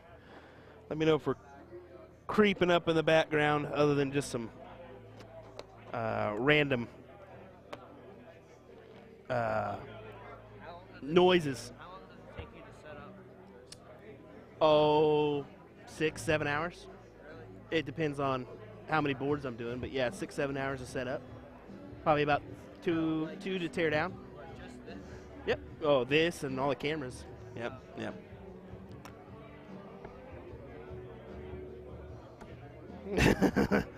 A MA dart tournament rowdy? Never, says Stephen.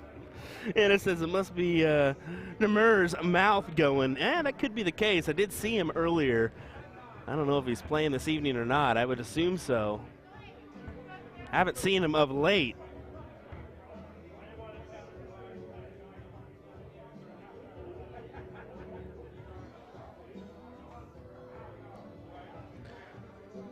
I'm going to go ahead and turn down that music just a little bit, folks. I'll be right back.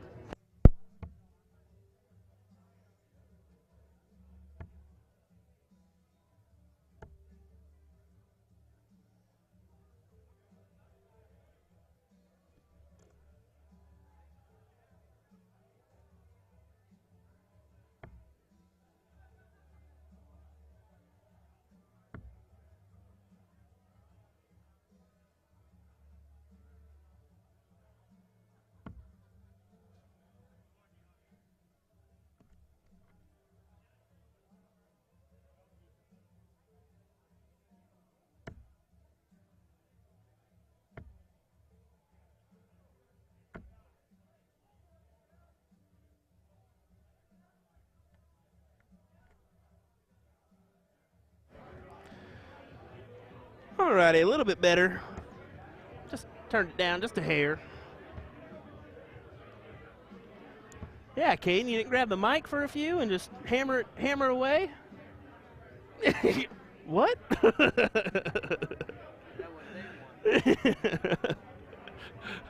I imagine. Hello? That's quite all right. Big Trip 17 from Tasha. She's really throwing well this evening. I mean, really carrying some weight here for Dustin.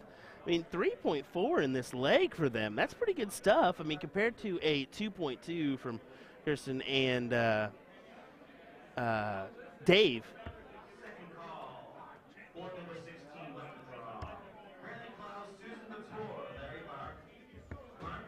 Ooh, nice. Solid. 4 mark there. That unfortunate 19 on a closed number. Dustin just double checks real quick. Stuart Jr., Velasquez, Melissa Jalbert, Jason Whitbell, 432. Yeah, big darts there from Dustin.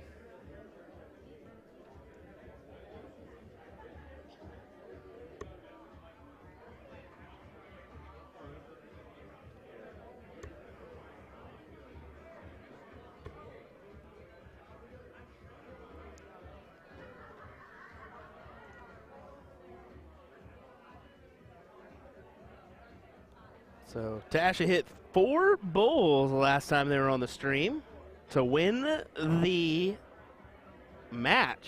Can she do it again here? You can see her close her eyes on that one. Not too happy with herself there.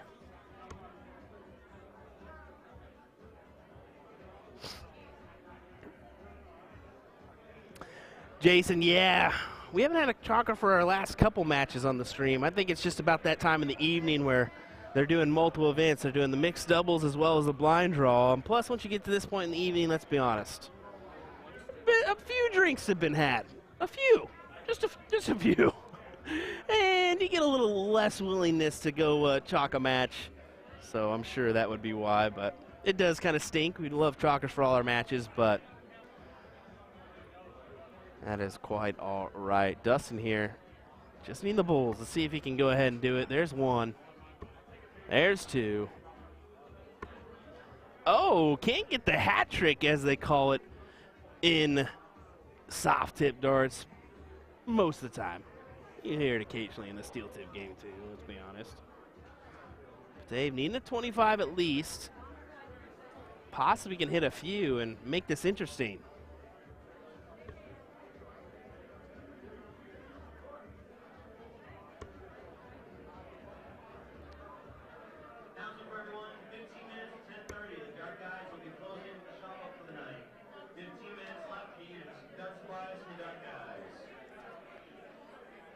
If you're tuning in, Dart Guys is closing down for the evening. Head on over, grab yourself some last-second supplies.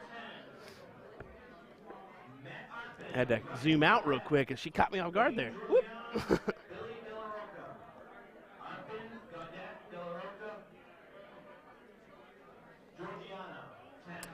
I will say this. Kirsten's daughter is a great shot. Hannah, I saw her last year at this event.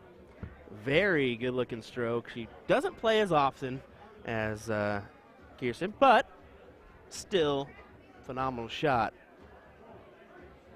I haven't seen her this week, and I did see her at which city. Wonder if she's in attendance.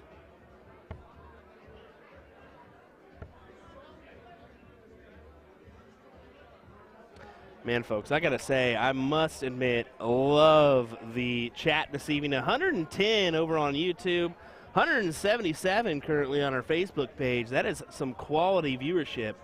Shout out to all you folks for your support in this one. There it is. Winner chicken dinner for Dustin Holt and Tasha Nicole in that one. So beautiful, beautiful stuff. But alrighty, we'll have another one coming your way, as I believe we're entering the semifinals next. Let me go ahead and take a quick peek at the bracket, folks. Let's go ahead and pop that one over on the screen, possibly. Let me see if I can do that for you guys. Alrighty, there we go. So we'll head up as we see a semifinal match as it's Collis and Collis taking on Dustin and Tasha next in our semifinal number 1. In our semifinal number 2, it's going to be Danny Lauby and Robin Curry taking on either Jason Watt and Paula Murphy or Anthony Rolfing and H. Cherry. We'll see how that happens, but hang tight, folks. We'll be right back with more.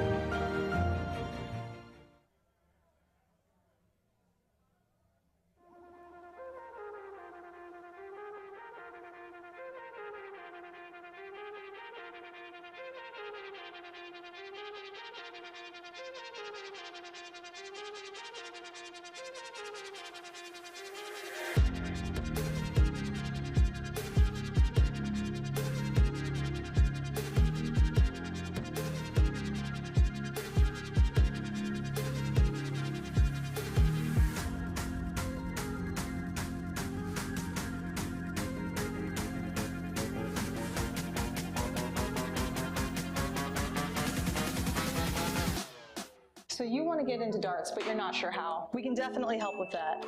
We're AtoZDarts.com, and we've been a dart specialty store for over 30 years. We have the greatest variety of darts in the country. But don't worry, we can narrow down that selection for you, whether you're a complete beginner or a full-on expert. We developed our own Colonial brand to offer an inexpensive line of darts, dartboards, and accessories, so you can get into the game without breaking the bank. Join our amazing community by going to azdarts.com.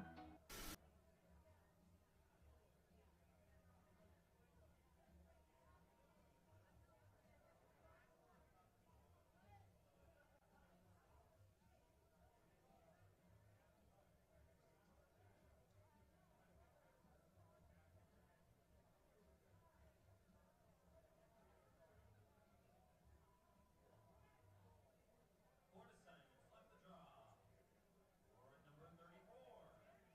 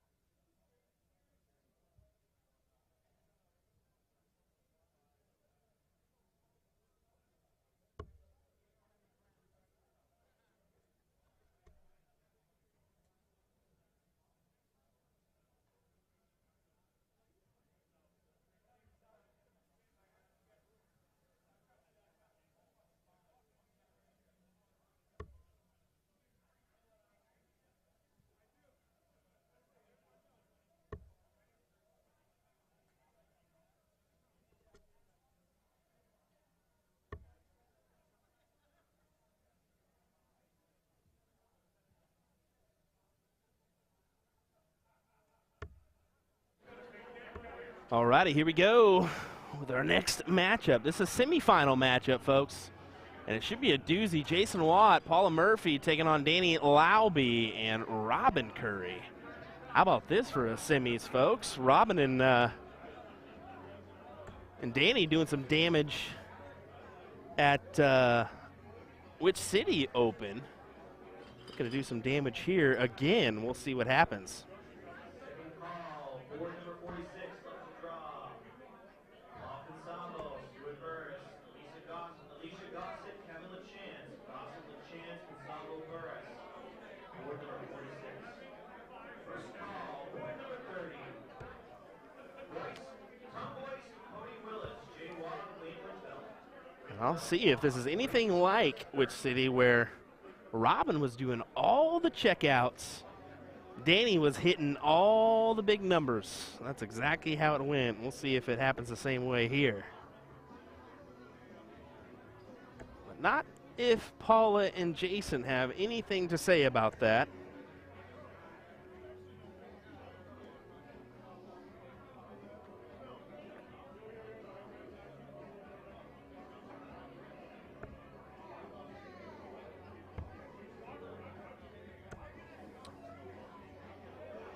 Let's get that chat back open.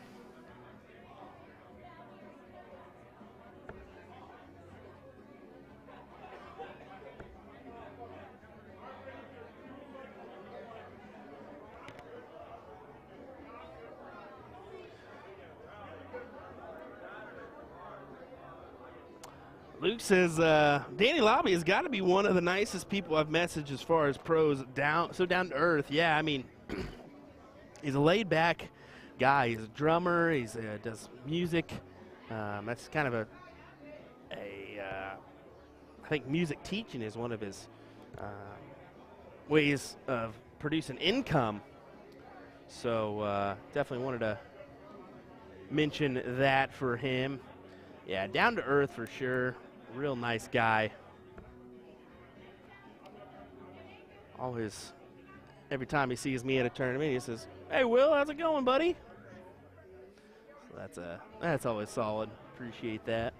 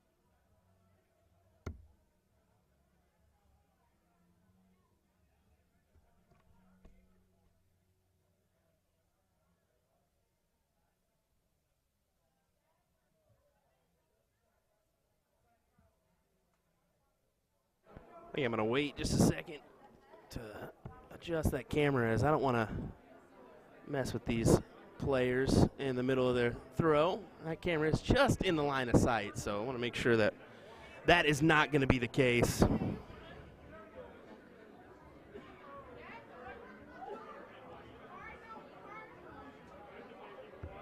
And there it is. Let me go ahead and adjust that, folks, before our next leg.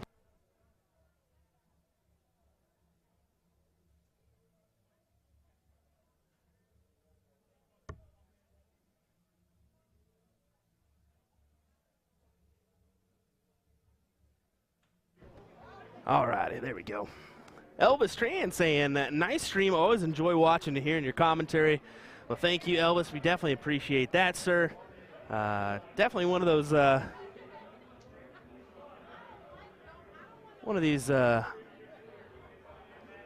events that we love having on our platform, no doubt about that. So appreciate you folks tuning in, as I'm going to go ahead and switch on our scoreboard here.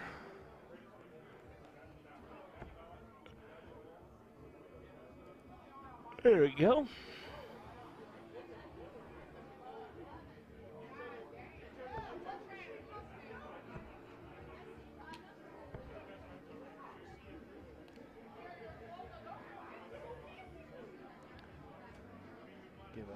look at Paula's throw here.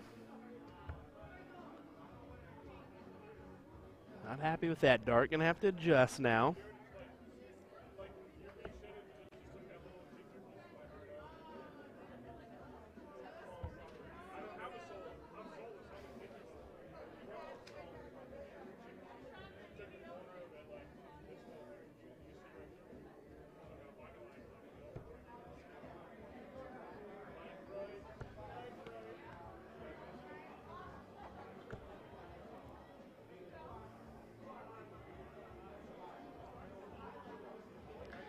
Checking out our YouTube chat.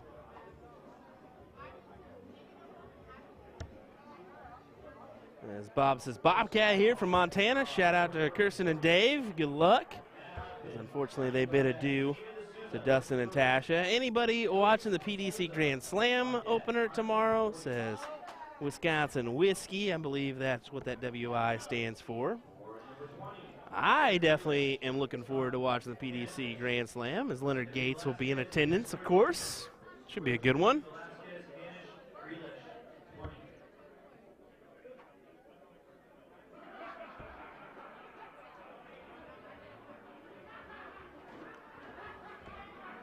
Something's funny back there as we're hearing some dying laughing in the background.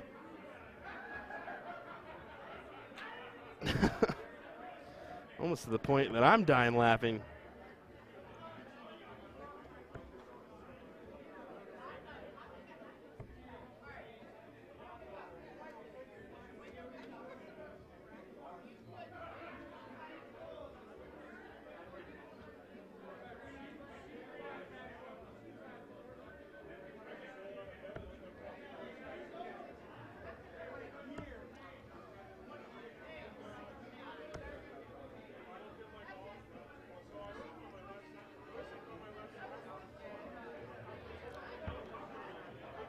Just a reminder, Paula and Jason got that first leg, and they're looking pretty solid for this one here.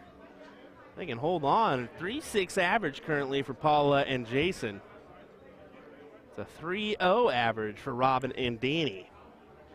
Of course, winner will advance to the finals, and I believe we possibly already have our other finalist decided. Oh, check on that one right after this leg.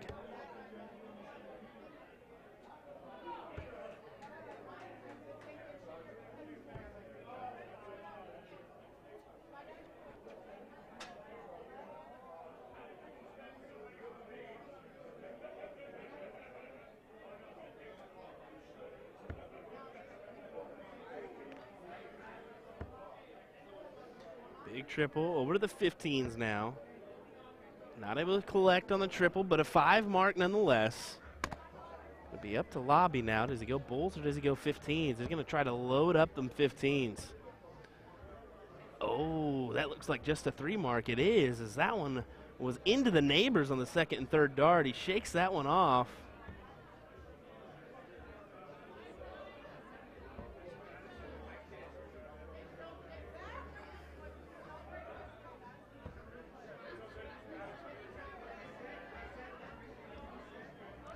Jason means business back there, too. Look at that. He's kind of keeping his eye on something else in the background, too. I wonder what match is happening over there. Possibly our final or our other semifinal? I'm not sure. I would assume that one would be over, but possibly not.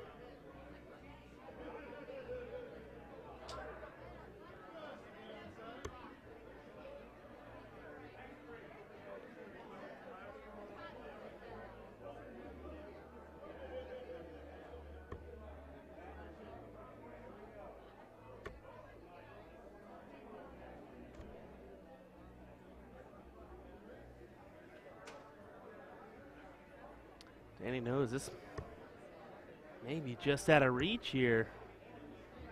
Not happy with that one. Kind of doesn't feel like there's anything or any other option than those 19s there.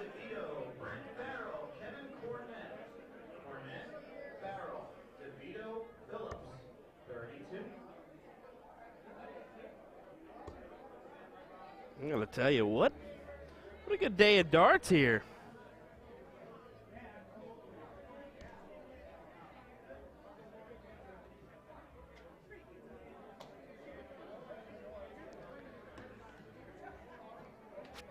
Anna saying, is it me or is the commentary cutting it out? Let's be honest. About this point in the evening, I'm running on fumes. So if you're into cutting it out, chances are it's just me being a lazy bum and I need to just say more. A little bit easier tomorrow when we have Nick joining us. I'm looking forward to that one too. Nick's a joy to have around and it'll make the day fly by. And speaking of fly by, that match kind of flew by as Jason Watt and Paula Murphy into that 2-0, and I thought that would have went to a decider for sure, but hey, not this go around. We have a finalist in Jason Watt and Paula Murphy. Hang tight, folks. We'll have another one coming your way, or our finals of mixed doubles coming your way before we end our stream for the evening and catch a little break before coming right back to you tomorrow morning for men's doubles and the women's WDF 01 event.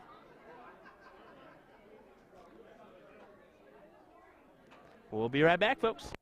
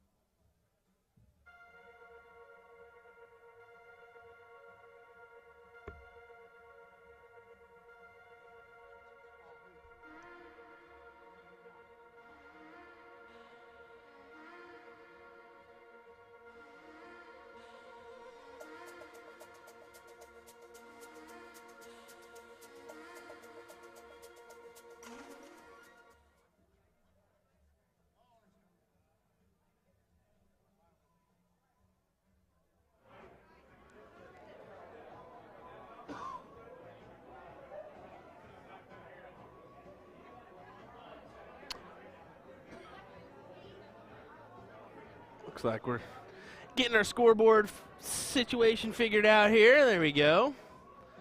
It's going to be Jason Watt to lead us off in this one. Our Seacoast Open mixed doubles final here, as it's Paula Murphy and Jason Watt taking on Luke and Rhonda Coleus, as I look at Keith West and say, help me out, my man. Help me out, my man. Now let's put that scoreboard up here for us. I'll slug a battery in here for you, Keith. Looking for a big triple. Has 100. That's a good opener for Luke. Luke and Rhonda doing some damage on this bracket. They actually came through the Fosters of Canada. That's a good group. A good duo there. Yeah. And numerous others. So, let's see if you can fit that over your noggin. If not, I'll help you.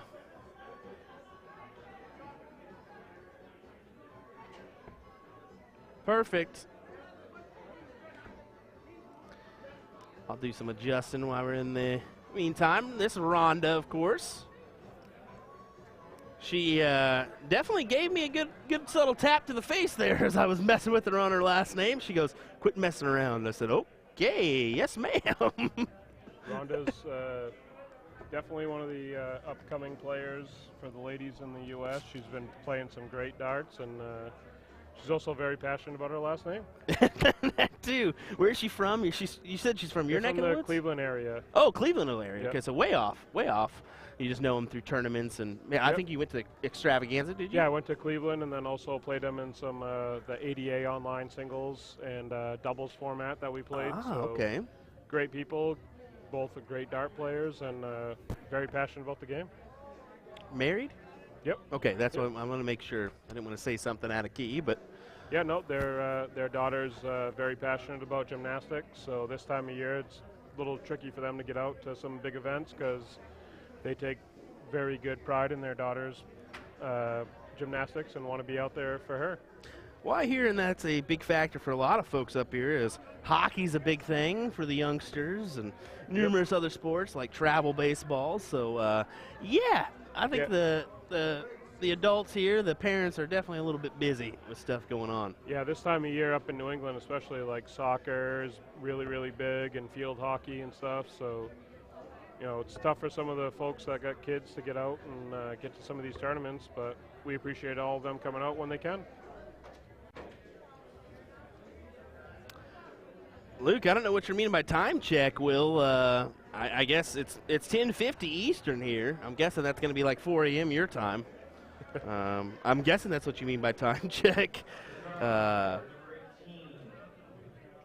Got a nice little battle coming down here. Oh, yeah. Oh, yeah. A little feisty little match in. Look at those averages. 78.20, 64.80 here. I always love watching Paula throw darts. She's just got a smooth stroke. She knows what she's doing. Smooth operator. Doesn't second guess herself at any point. She just throws her darts. And I wonder if she'll be rocking the flight earrings this weekend. She had those beauties at Which City? Her signature flights on an earring, which is pretty cool. Yep, yeah, she just holds her own. She's not afraid to play her game. She's not afraid to throw any dart that she needs to throw, and it's wonderful watching her play because she throws a steady game. She can teach a lot of the ladies that are questioning, you know, their strategy or their skill. Just watch some of Paula's matches, and you won't get bad teaching from her. You just watch it and you just learn. Agree. Let's see what Watt goes about this one. Trip 10. Oh, 45. So now he's going to have to do a little interesting move. He's going to have to go 3-4-4, I believe. No. Oh. No, yeah. No, I'm wrong. It's 21, so 5 at least. Yeah. I wasn't going to say nothing. I didn't want to call you No, you should have. You should have. You were very within range. That one just took me off guard. I usually go the 36 route, which I'm sure that's what he's going. 66 hitting the 45 kind of messes up like the stream of the flow of the match. So I'm guessing Yeah. he's going to go trip 20, double 16 here. Yeah, you can go bull or you can go trip 20, either one. I mean, strategically, or like percentage-wise, either one is pretty much this identical percentage. Ooh, just outside on that game winner. Good correction though on hitting that trip 1, going down to the trip 19. Eddie Jensen saying Stowe Bunt's wife makes those earrings, I think. So there you go. Crystal makes some the signature flight earrings and stuff. A lot of the ladies love to rock her earrings. Ooh, she fell into that double 16, unfortunately, giving the look to Rhonda. Looking at double 8. Inside, now double 4. And Nice little she cleanup. nails it. Good hit for her as they take the first leg. Capitalized on a big miss, and she did what she had to do. Gotta be Watt here to diddle it up.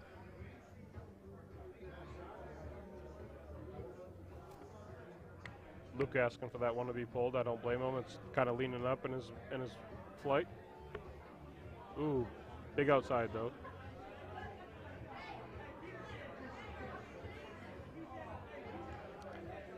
Go ahead and adjust our scoreboard here so we got the right one up. As we move into our cricket leg.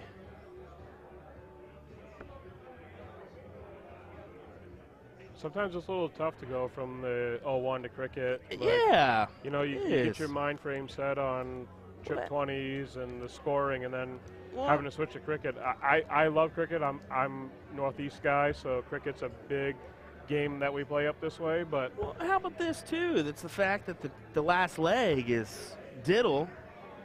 You get the choice and the start if you win. And most competitive dart players are always going to choose cricket because there's more strategy to cricket than there is 0-1. Yep. Granted, 0-1, there's a lot of strategy involved. However, cricket, there's a much more, I need this, I need this, I need this. So it's much more identified strategy in cricket than there is in 0-1. Yeah. I agree. You're going to see mostly cricket on the backside. I mean, there's probably a few 501 legs that have been played on that last leg decider, but normally when they choose 501, they're hoping their partner that might not be the player that they are, or struggling a little bit with the cricket numbers. They're trying to jump on that bandwagon instead of jumping on what they want to play. Exactly. I'll play whatever, personally. I'll play whatever game I want to, whatever they choose, but I love cricket as the decider leg.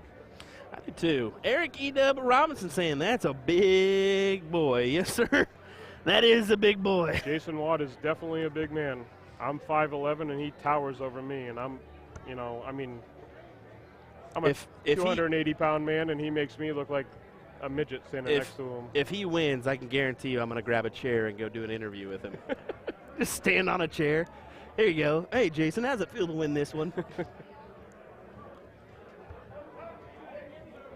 That would be a classic. Follow her ever steady form. Just love watching that lady throw darts. It's just so smooth, so clean. There's no hesitation. She just throws it. And it's just always, it's the same motion every single dart she throws.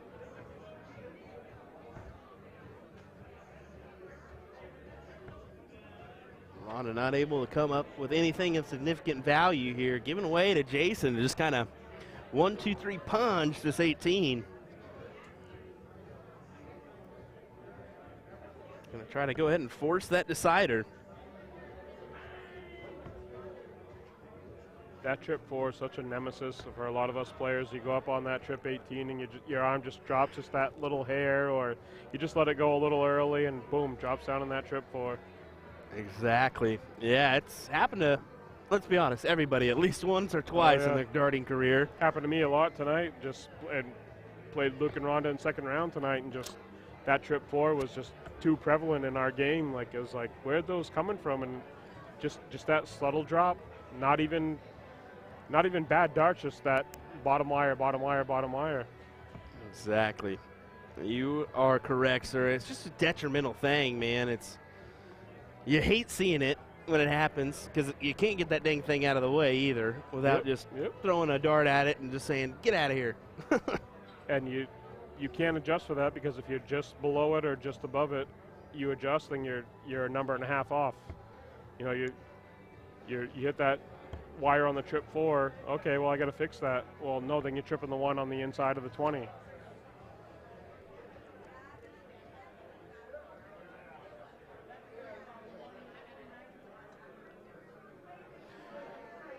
Jason with a clear look at the 16s, 15s here if he chooses.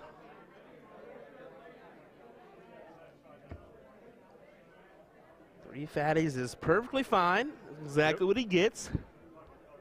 Yep, with a 49-point lead, you don't have to worry about hitting that triple. You got a 2-bowl lead anyway, and you got 2 numbers on them now, so you're sitting in a good spot in cricket. Yeah, looking to make this a last leg decider for our finale. As I'll be honest, Rhonda and Luke kind of snuck up and stole that last leg from him.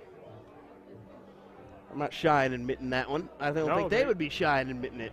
You know, they hit the double when Jason and Paula missed it, and good for them for capitalizing on some misses. But this is shaping up to be a nice little 3-leg decider, and yeah, shaping up to be a good match. Yeah, for the title. For the title.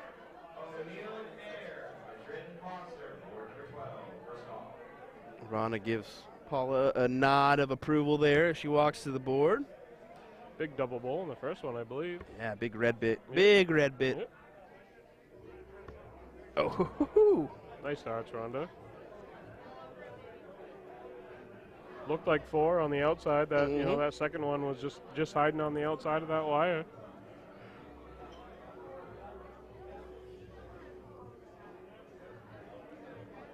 Can Watt take advantage here and hit 3 bowls? There's a first. Solid first one with you got a good marker to bang off that and bounce right in that double.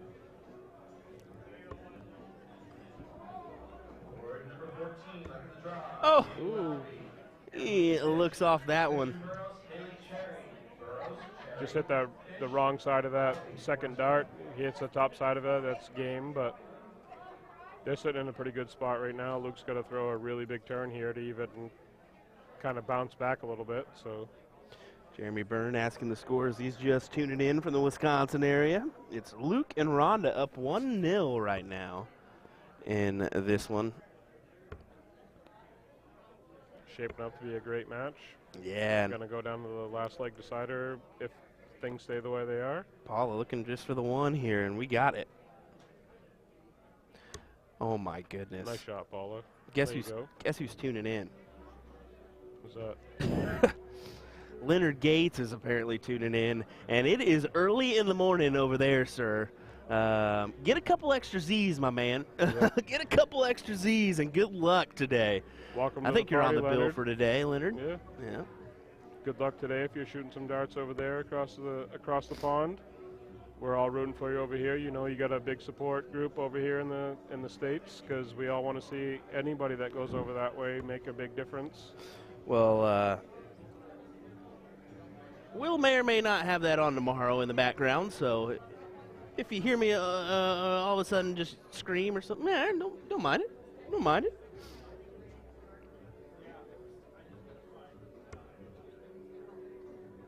Outside there.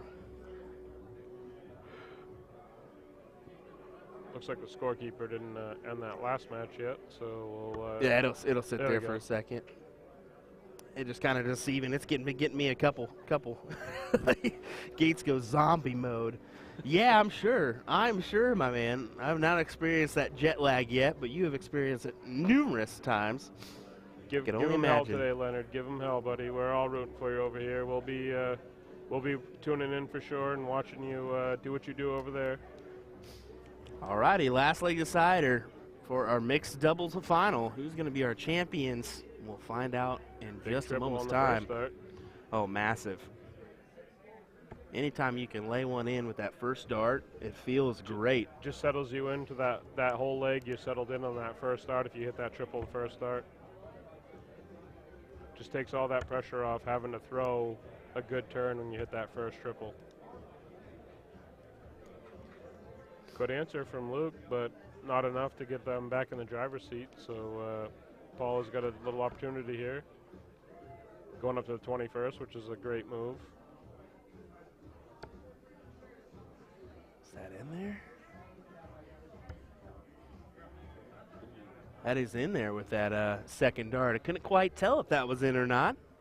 Both of them were. I thought that 19 was a triple for sure. That was a good turn there. Solid 4 mark.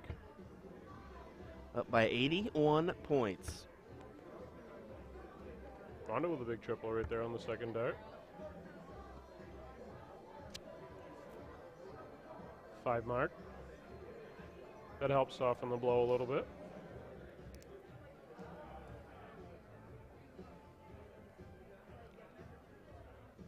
See if Watt. I was wondering if he hit one here, if he was going to take a chance at those 19s.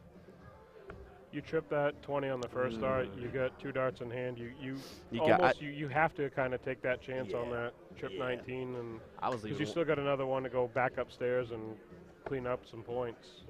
Big triple. That is a huge first dart for him.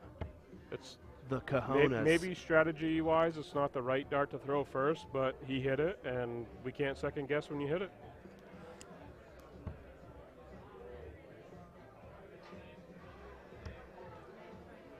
Solid. Luke and Rhonda play a lot of darts together, so they just 7 mark right there for Paula. That's a Paula great turn. Doing Paula things there, just pulling it out.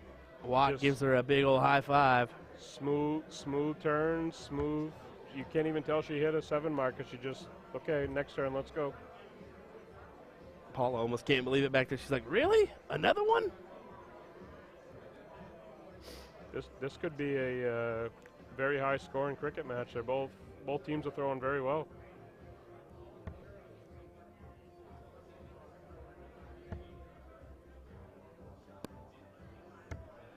Oh, big 4 from Jay Watt, but missed that triple 19.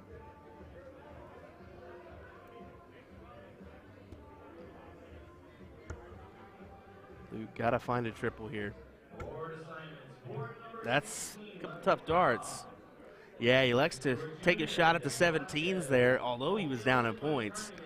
I think he just didn't have a way to work around. I think the blocker, just trying to throw through that blocker probably was scaring him away a little bit. Not that he was scared, but it was he was thinking it was the best dart to throw there that he could. See, I've been watching a little bit too much soft tip where I'd almost be tempted to take my chances at another house on that one, you know? Yep. Yeah, maybe switching over to the 17s or 18s. Well, I'm starting to see. Probably 17s. If you block the 19s, 17s is a simple switch over because you're right there. I'm starting to see more of the soft tip strategy in cricket on the steel tip side. I'm starting to see some steel tip strategy transition in the soft tip side doing all these events. You just kind of notice those things. And Yep. Soft tips, I love the game. It's a fun game to play, but I still struggle with the difference between the steel tip strategy and the soft tip strategy because very different. You're throwing at a bigger target in soft tip, but you still have to hit the target. Yep. So people can complain and cry about soft tip all they want, but you still have to hit your target. It's not. Yes, it's a bigger triple. Yes, it's a bigger single, but you still have to hit it. Yep, exactly. And if you don't hit it, it's a game. Shame on you. Soft tip's about what you miss. Yep. Steel tip's about what you hit. Can't say that enough. Yep. Paula, though, ahead in points here, so she can just go for the 16s. Just a little bit ahead. She goes, ooh. Smart switch. Yeah, indeed. Goes ahead and hits 2 there. 34 points to pad a little bit more of a lead. And Jason says, yep, keep at it. 60-point lead, so Rhonda's going to hit a couple of trip 16s here to bounce back. There's one right off the rip. Ooh, tough bounce out there. Only a 4 mark, but that first dart was good. That second dart bounced out, tough bounce out. You can see even Watt gritted his teeth on that one. He knew, that second triple would have been in there. That would have been. That would have been reverse. Yep. It had to work for this one. Now, not so much. He can just go ahead and take his chances on this one, and I think he's going to stay right there. No, he went ahead and switched. I didn't see his eyes move. I was like, is he going to stay right there?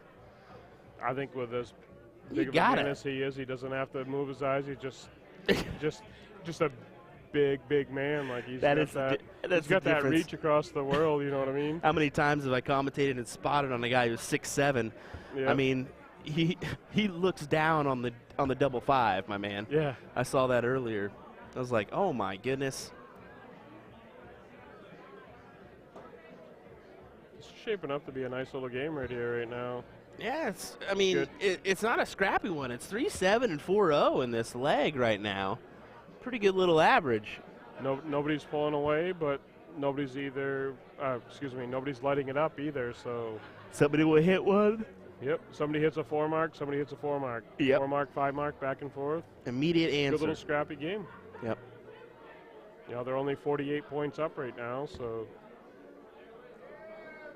that's 2 bulls, which, you know, normally steel tip you're looking at 3+ bulls for a lead going into the bullseye. So some people don't agree with that strategy. Some of us tend to lean towards you got to have a 3-bull lead when you get to the bulls, depending on open numbers, obviously, but.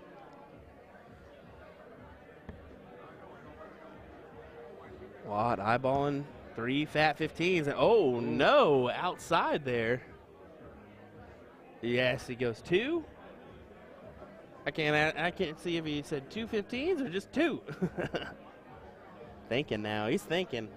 Well, Do you give your opponent again, an opportunity? 48 points is not. It's not a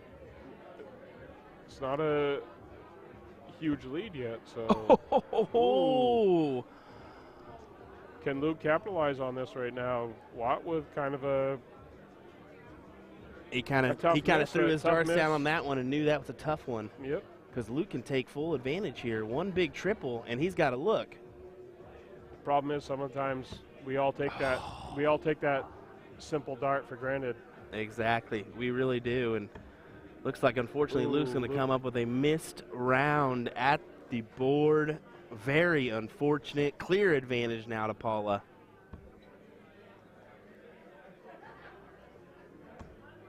There's her 215 she needed. Probably go down a point now. Yep.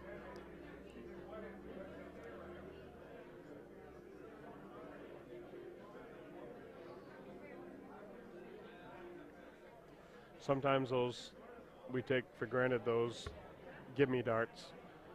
I just need a single. Oh no, what the heck happened with that one? Yeah, Like, exactly. It's those singles and that. it's not even being cocky, it's just that you know it's going and then you miss it. Yep. It's that, oh, yep. And I don't even know how many legs, honestly, like, I may not be the player that some of these guys are, but that gimme dart every now and then, you're like, what the hell just happened? Yep. Or the fat bull. I mean, you need 3 or need a couple and you can't hit one. Yep. What the heck? It's like, what am I doing here? You know? Especially the bullseye. I mean, you figure bullseye side to side is the biggest target on the board. And sometimes it's the hardest one to hit. Watt coming up with 2 there. Luke's looking for another double. Not a double, so it's Paula Murphy needing 1 to put this away.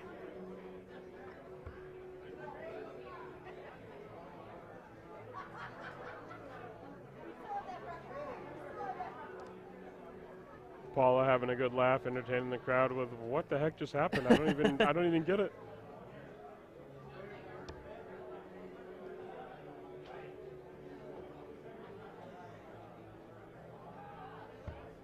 She takes a glance She at did the throw a couple scoreboard. 17s, Yeah. She's like, hey, whatever.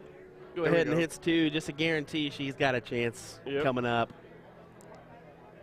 Not a bad idea Yeah, there. Great of her after that first start when she knew she missed it and she just turns around just laughing like, what the heck was that?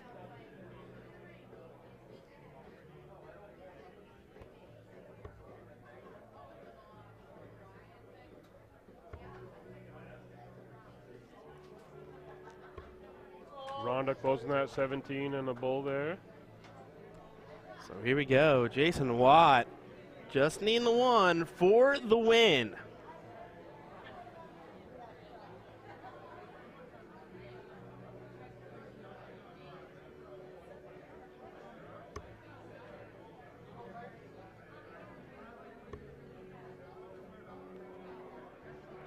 Second dart winner for Watt and Murphy.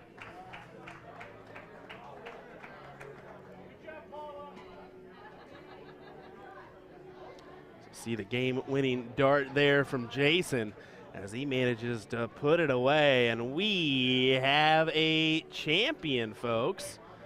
Nice little match for the finals there, going 3 legs. Good scoring match and some good darts back and forth on both sides. Definitely. Always appreciate a good match like that. Definitely so. So Jason Watt, Paula Murphy crowned your mixed doubles champions in this one. Good stuff all the way around. William Stewart here alongside me was Mr. Keith West for this final. Making my first appearance on the USA. Yeah, there we go. There we go. Good stuff Thank you, here. Will, So for we're the gonna chance to commentate with you. It was fun. we'll do a cutaway shot here. They'll get a little picture action here, and we're actually going to bid you folks adieu until tomorrow, as 10 a.m. we'll start with men's doubles, and we'll have our WDF women's shortly after. So come hang out with us tomorrow for our coverage of the Seacoast Open 2022 live here from Andover, Mass. So take care. We'll see you next time, folks.